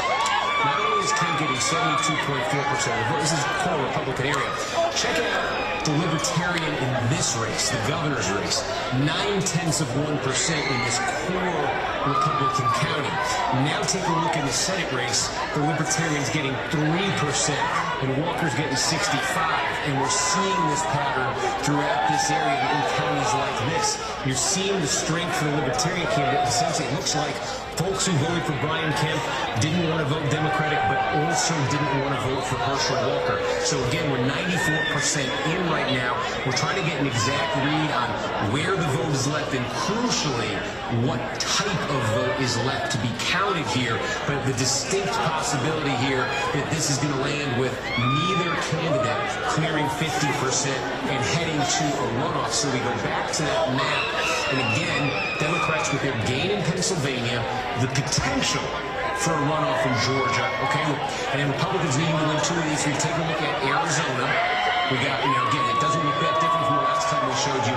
We now have I said what we're waiting on is same-day vote out of Maricopa County. We really want to get a sense of that because there's going to be a lot of it, and we want to see if it's going to be very Republican and get Masters closer in this thing. But two things I can say. We've got 20,000 roughly same-day votes that are counted up in Maricopa County. That's kind of a drop in the bucket. We suspect they're from strongly Democratic areas because in that 20,000 that have been counted so far, Kelly is leading. Kelly's leading by double digits in that 20,000 that have been counted. But again, they could just be from Democratic areas. So, you know, cautionary note there. But what's emerging in Arizona, we talked about this before, is a split between Masters and Kari Lake of about 3 points. You can see it statewide. Lake's running at 43.9. Masters is running at 40.5. About a 3.5-point split.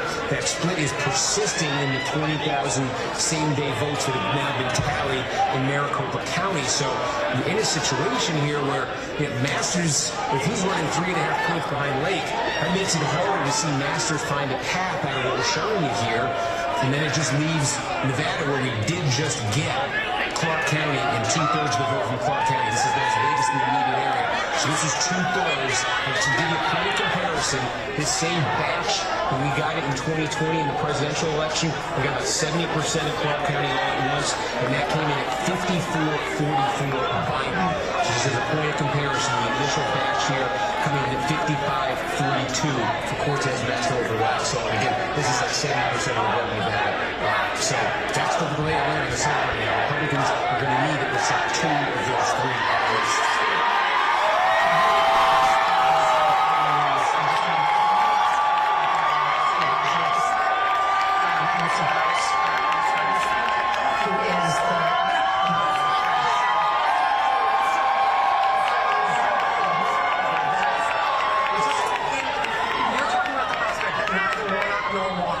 Is going to get to 50%, and we're looking at a potential runoff on December 6th.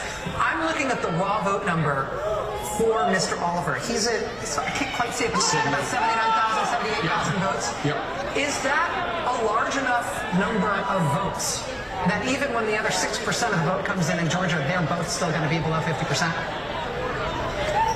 Is that... Does he have a big enough chunk of the electorate already? Does he have enough votes so that it is more likely than not that neither candidate will have 50? It depends, honestly, where and what type, so critically, what type of vote is remaining, and that's what we're trying to get a handle on. In Georgia, they're supposed to, at midnight, I believe it is, release, this is one of the new procedures this year, and I'm trying to get a hold of this, the county is supposed to release exactly how much vote is left and what type it is, and I think that would answer that question, if there's enough there to get somebody over 50. Thank you very much, Steve. Our friend Claire McCaskill has joined us here at the odd arc-shaped table. We've just had very big news. Am I smiling? You are pleased about this result in Pennsylvania on behalf of the Democrats. Yes, I am. Are you surprised by it? I am not surprised. I really, he was never behind in the polling. And listen, he's had huge problems. I mean, if you look at tonight, Donald Trump's candidates that won primaries, that he picked, the only one he's got is Vance. That's it. And it doesn't look like to me, based on the conversations I'm having with the campaigns on the ground, that Arizona is going to turn out the way they hoped. And frankly, the numbers in Clark County look better than they all thought they were going to look at noon today. So we are really seeing something here where I'll make a bold prediction. I think the chances are 50-50 that we will have Leader Schumer already in place when there's a runoff in Georgia in December. You think that the Democrats will hold Nevada and hold Arizona, at which point Georgia would be gravy? Georgia would be gravy. And frankly, as I said earlier, I think there's a good chance that might change the result in Georgia because of all the Republicans that were holding their nose just because they wanted Senate control. Can I just say about the Fetterman campaign? They ran an amazing campaign.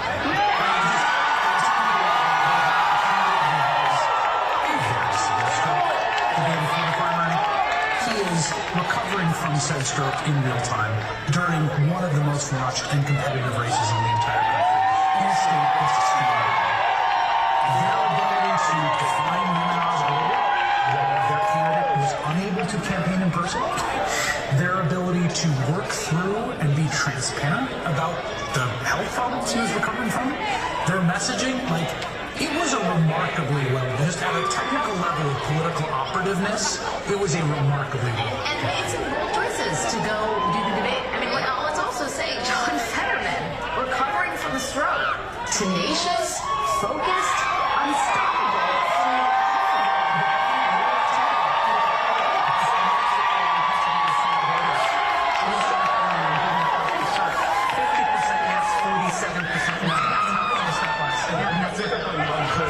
I think that we're also seeing a Republican Party that had a good hand in the fundamentals that we've covered all night with regard to inflation, midterm, of a first-term president, the president's approval rating. That's just fundamentally a good hand.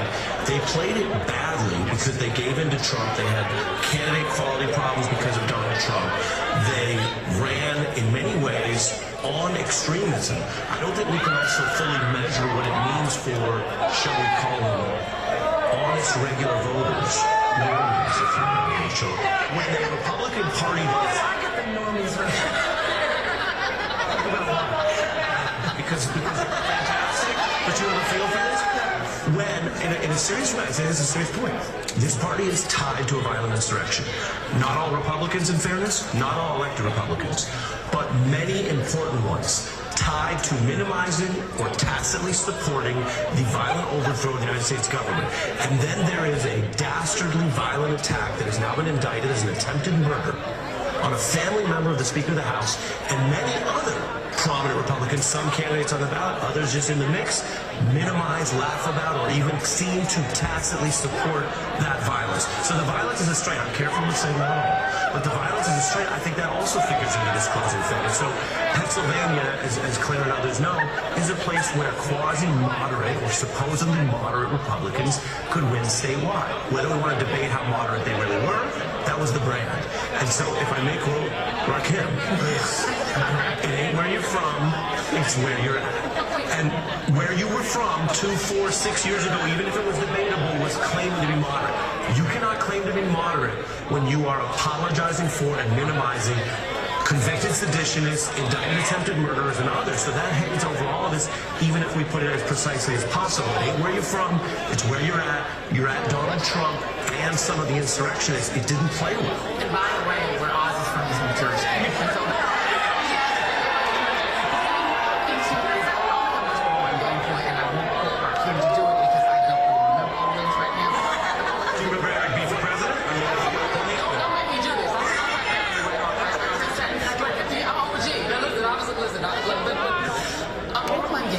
I think we're also seeing the opportunity cost, just from a campaign perspective, I think Claire will relate to this, of giving up absentee voting just as a model of GOTV and having to count on only election day. We're seeing that in Arizona too. If you're now basically saying it's all on election day, then if it rains, if it snows, if your people get a flat tire, you're literally counting on losing it all, and that was a Trump decision. So that's another way in which Donald Trump has altered the party in a way to make it less electable, because no campaign wants to just rely on election day. And now they have to.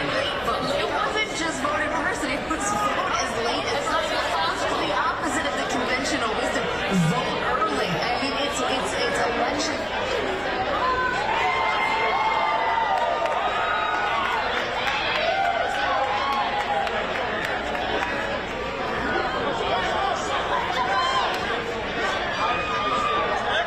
And it just changed again. That lead thinning by about 2,000 votes for either. Let's get an update for you from perhaps the weirdest governor's race you're going to see tonight in the state of Oregon. This is a three-way race between these three women: Tina Kotek, the Democrat, Christine Drazan, the Republican, and former Democrat turned independent Betsy Johnson, who could potentially play spoiler for the Democrats tonight, opening the door for Drazan to become the first Republican in 40 years to become governor of Oregon. But right now, Kotek is in the lead by about 13,000 votes, with 65% of the vote in. As we send it back to Jake Tapper, only a 1 percentage point difference in that race, Jake. All right, thanks so much, Boris. Appreciate it.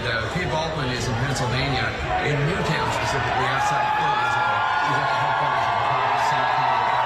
And Oz, and first of all, Pete,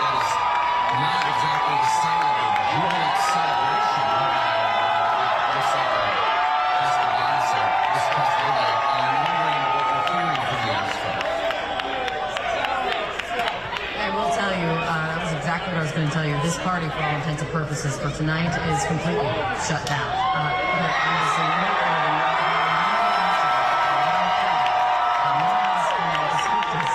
to thank the supporters for being here. And here are two key lines. He was projecting confidence in that moment, saying, when all the ballots are counted, we believe we will win this race. He did acknowledge that it was he expected it to be a very long night still ahead, saying, we've been closing the gap all night, and we have a lot more ballots to go.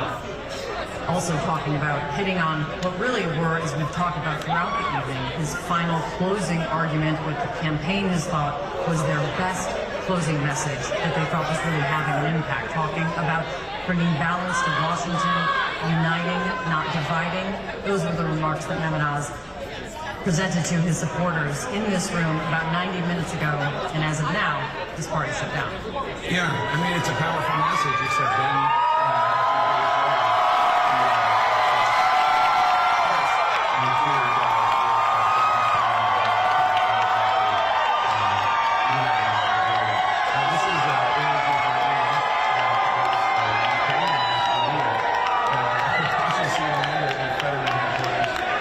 Pennsylvania. That is quite a different image than the image we just saw of an empty gymnasium at Oz headquarters.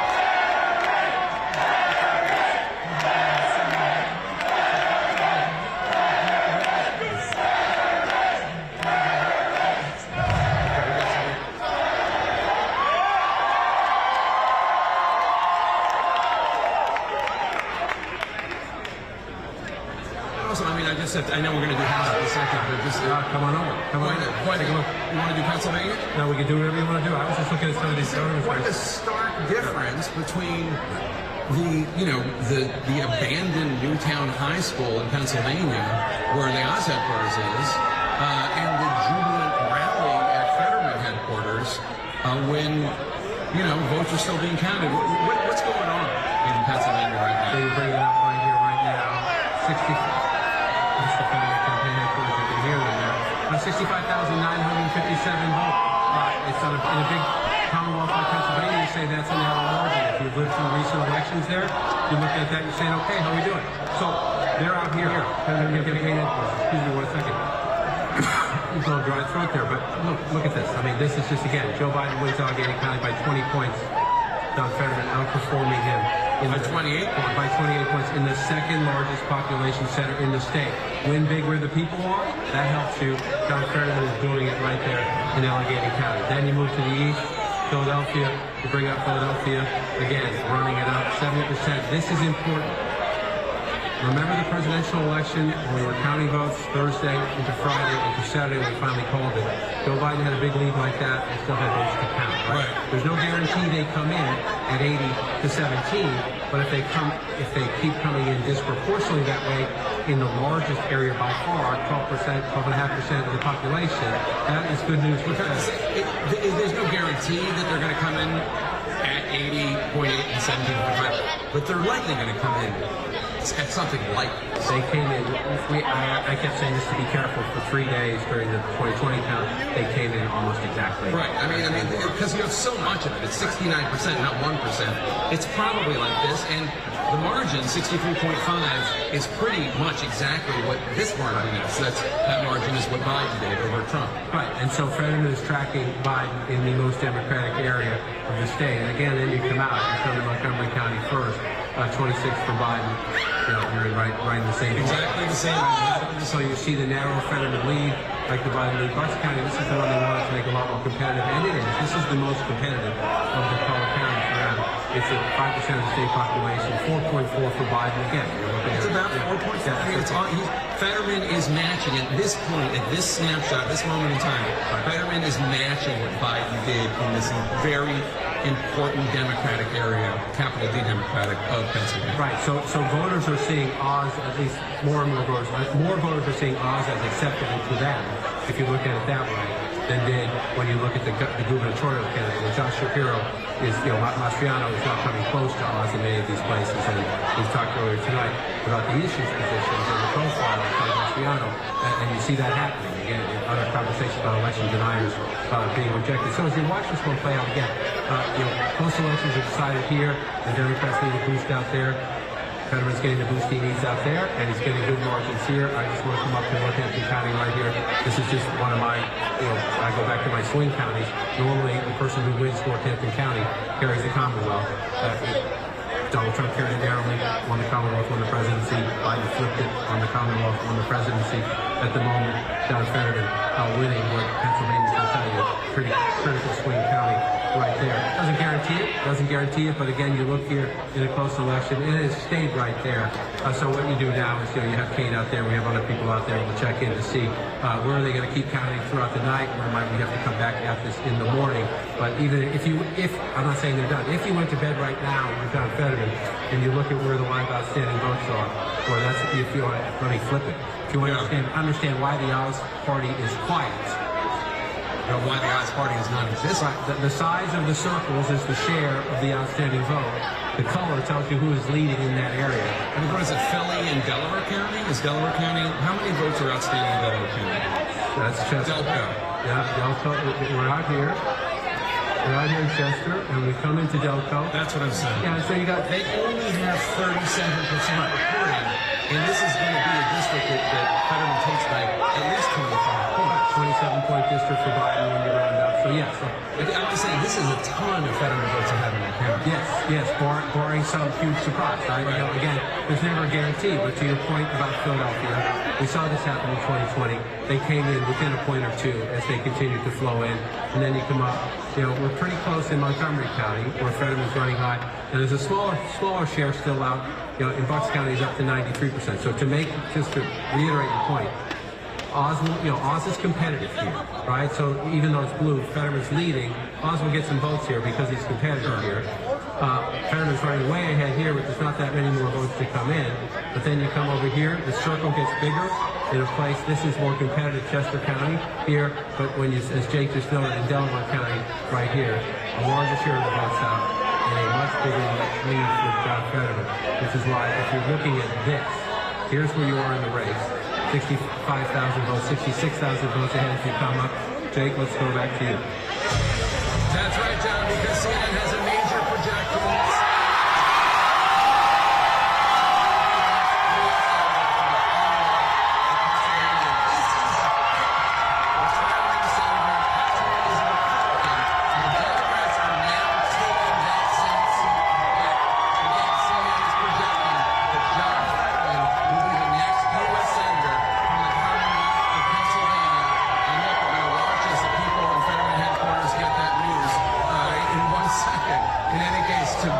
Up to speed in the balance of power.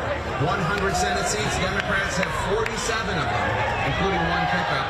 Republicans have 46 of them, 7 seats remain.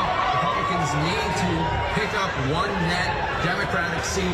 Right now, they're not there, and Democrats just picked up one Republican seat. Absolutely huge news, huge development. As Jake said,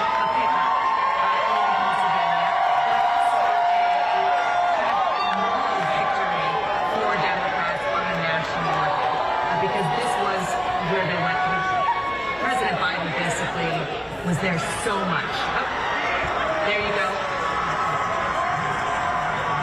Look at how excited the people in Fetterman headquarters are right now.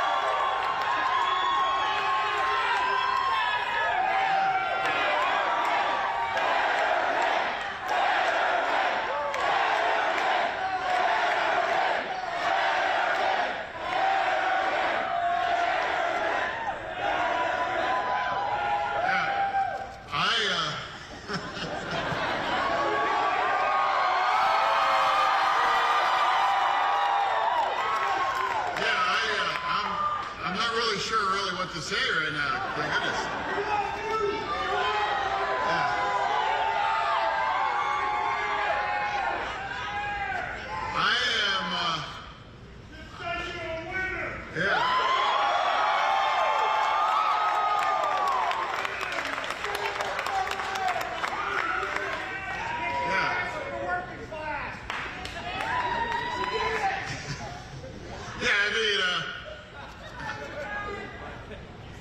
So I'm so humbled. Thank you so much, really. Thank you. Thank you. Like what is it? It's like 1:30 in the morning and you're still here hanging in?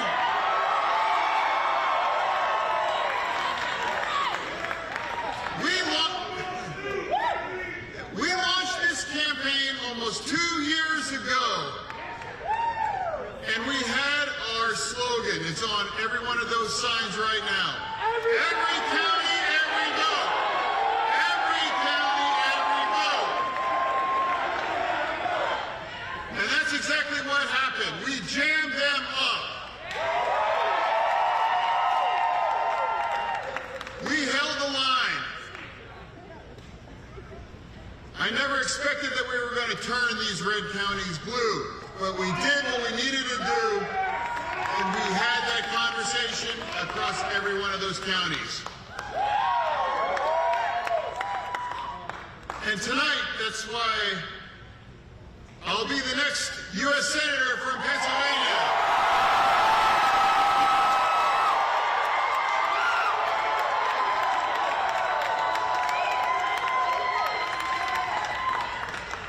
Thanks to all of you.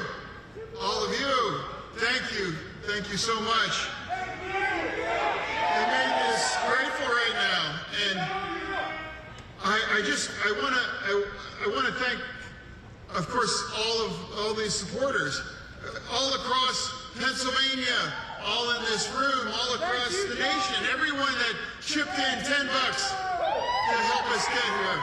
Thank you.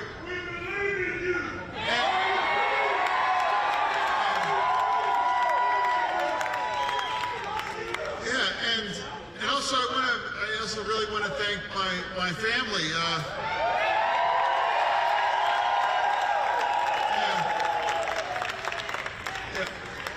My mother, my father, Carl, Susan, my brother Greg.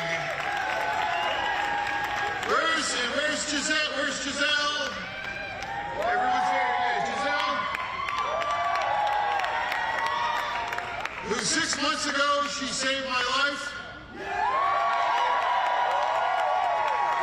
Walking out of a sheets bathroom, she recognized what was happening. And also, and my children, Carl, Grace, August, hey.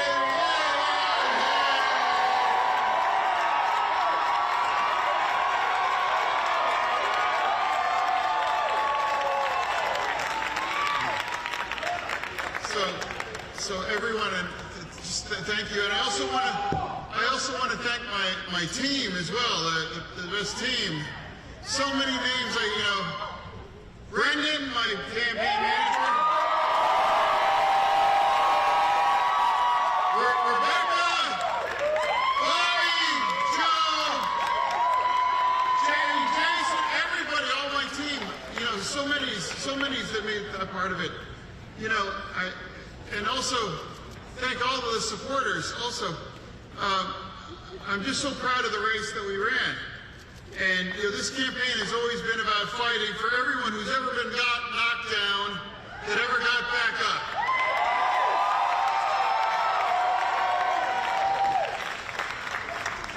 This race is for the future of every community all across Pennsylvania.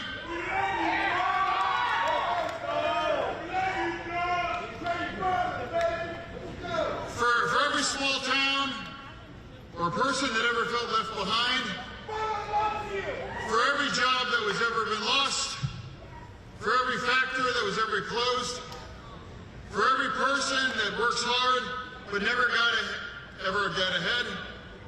I'm proud of what we ran on. Protecting a woman's right to choose.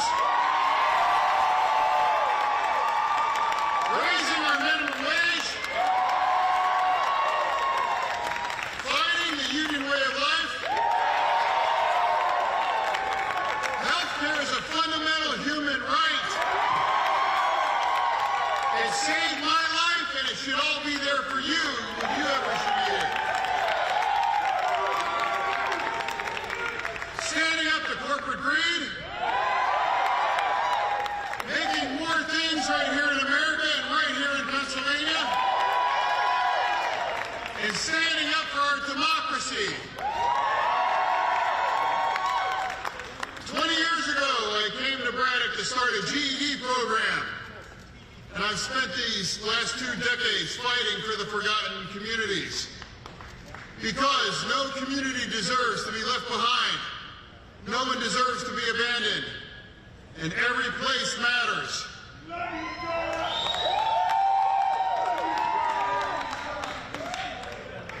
And I want to thank all of you amazing supporters.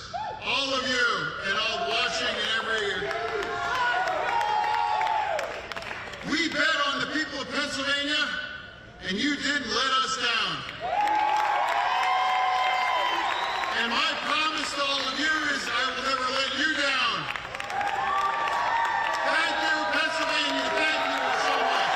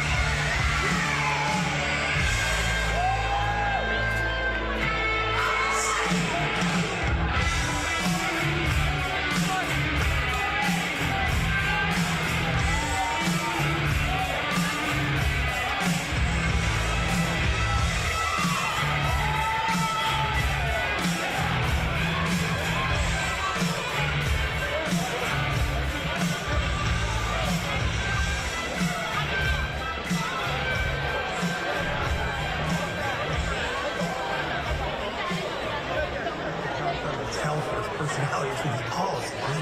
Sure. I just want to make sure exactly what Dr. Oz should have said in that debate, rather than cruelly making fun of Fetterman in that debate. I actually think, when I watched that debate, clearly Fetterman struggled. And so, yeah, you ask yourself, how is this going to affect the race? But there's a fundamental humanity to the guy, and there was a kind of cruelty to Dr. Oz that I think, in some ways, he was as revealed by that debate as Fetterman was.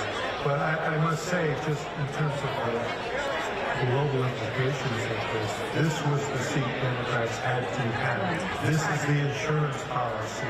We don't know. They're counting votes in Nevada right now.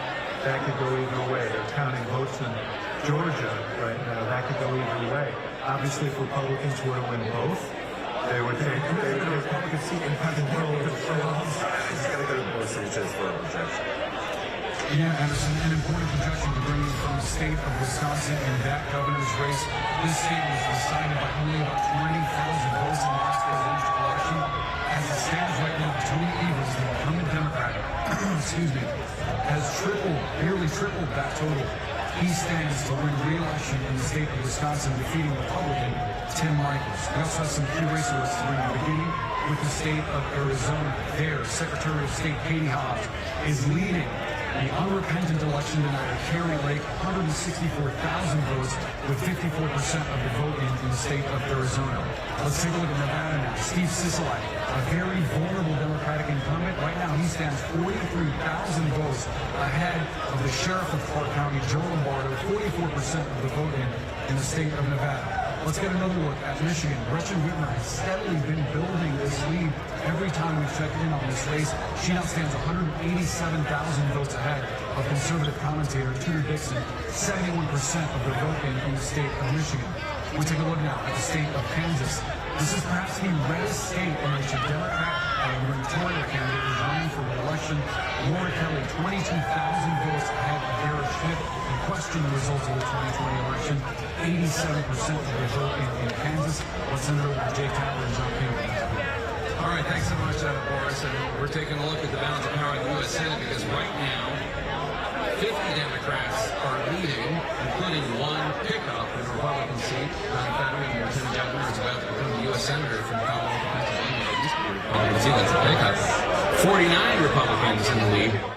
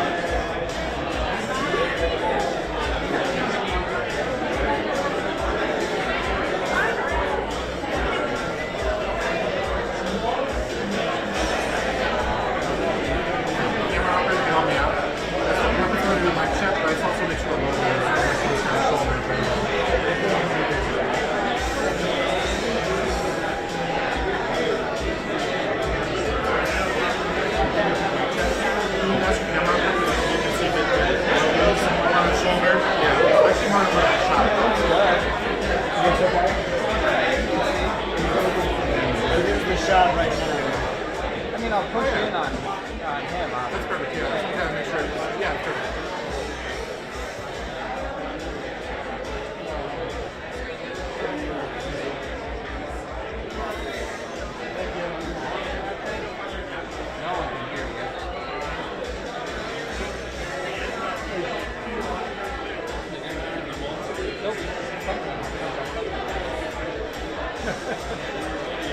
We gotta be playing hip to be a square for the corner time.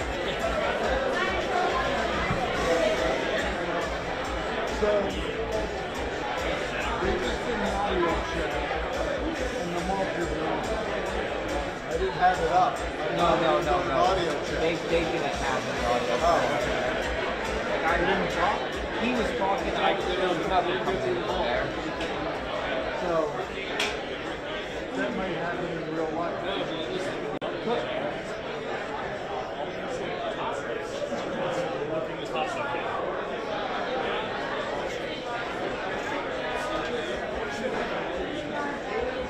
I'm wondering if we should have you with a boom and a cube mic up there. Like I don't know.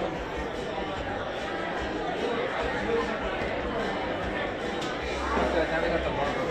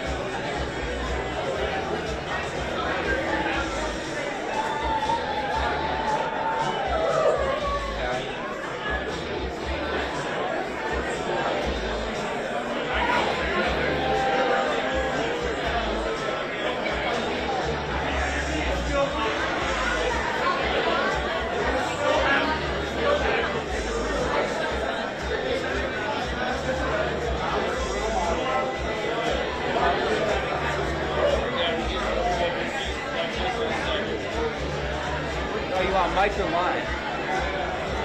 I got no audio.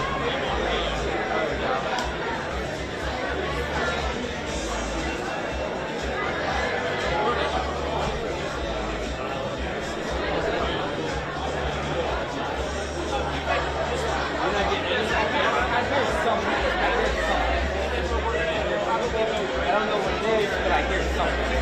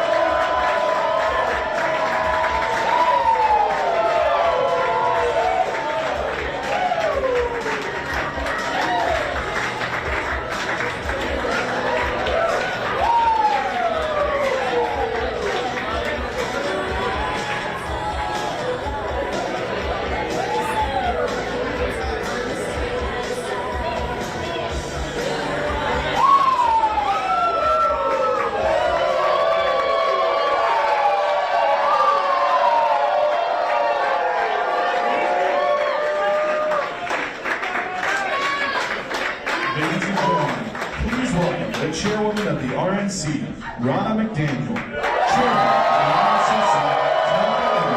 and the next Speaker of the House of Representatives, Kevin McCarthy.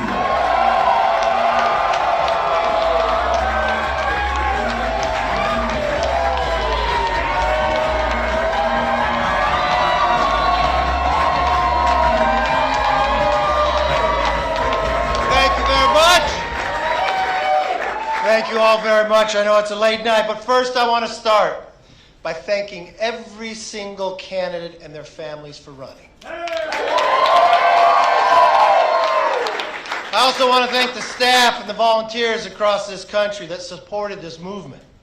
Thank you to everyone who voted Republican for the very first time. And I want to thank the millions of supporters across this country. You know, 2 years ago when I became leader, Republicans had less than 200 seats in the House. That cycle, we picked up 14 seats when every single person said that would be impossible. If you believe in freedom, hard work, and the American dream, these results proved that there is a place for you in the Republican Party.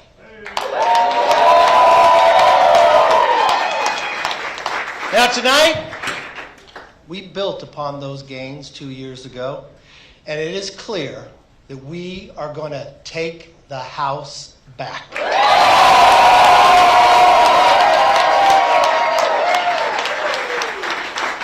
In New York, we defeated the Democrat campaign chairman, Sean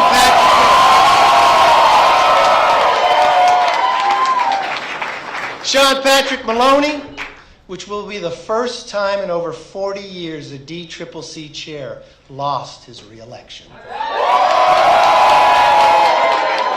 Not only that, but on Long Island, Anthony Diaz-Pasito won a seat that Joe Biden carried by 17 points.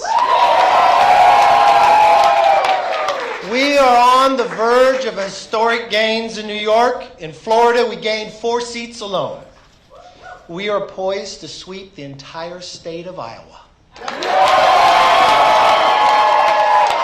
And I will tell you, from the southern border of Monica de la Cruz to Virginia Beach, of Jen Kiggins, to Detroit with John James, and to Houston with Wesley Hunt, we are expanding this party.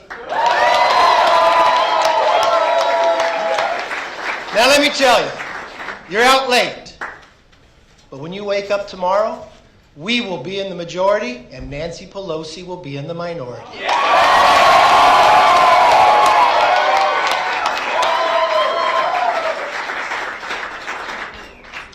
The American people are ready for a majority that will offer a new direction, that will put America back on track. Republicans are ready to deliver it. It's a new direction towards an economy that is strong, where you can fill up your tank, feed your family, where your paychecks grow and not shrink. A new direction towards a nation that is safe, where communities are protected, law enforcement is respected, and criminals are prosecuted. A new direction towards a future that's built on freedom, where children come first and are taught to dream big. And a new direction towards a government that is accountable, where government works for you instead of against you. Republicans will work with anyone who's willing to join us to deliver this new direction that Americans have demanded. But there's no time to waste. Our work begins now. Let's get America back on track. Thank you, God bless, and good night.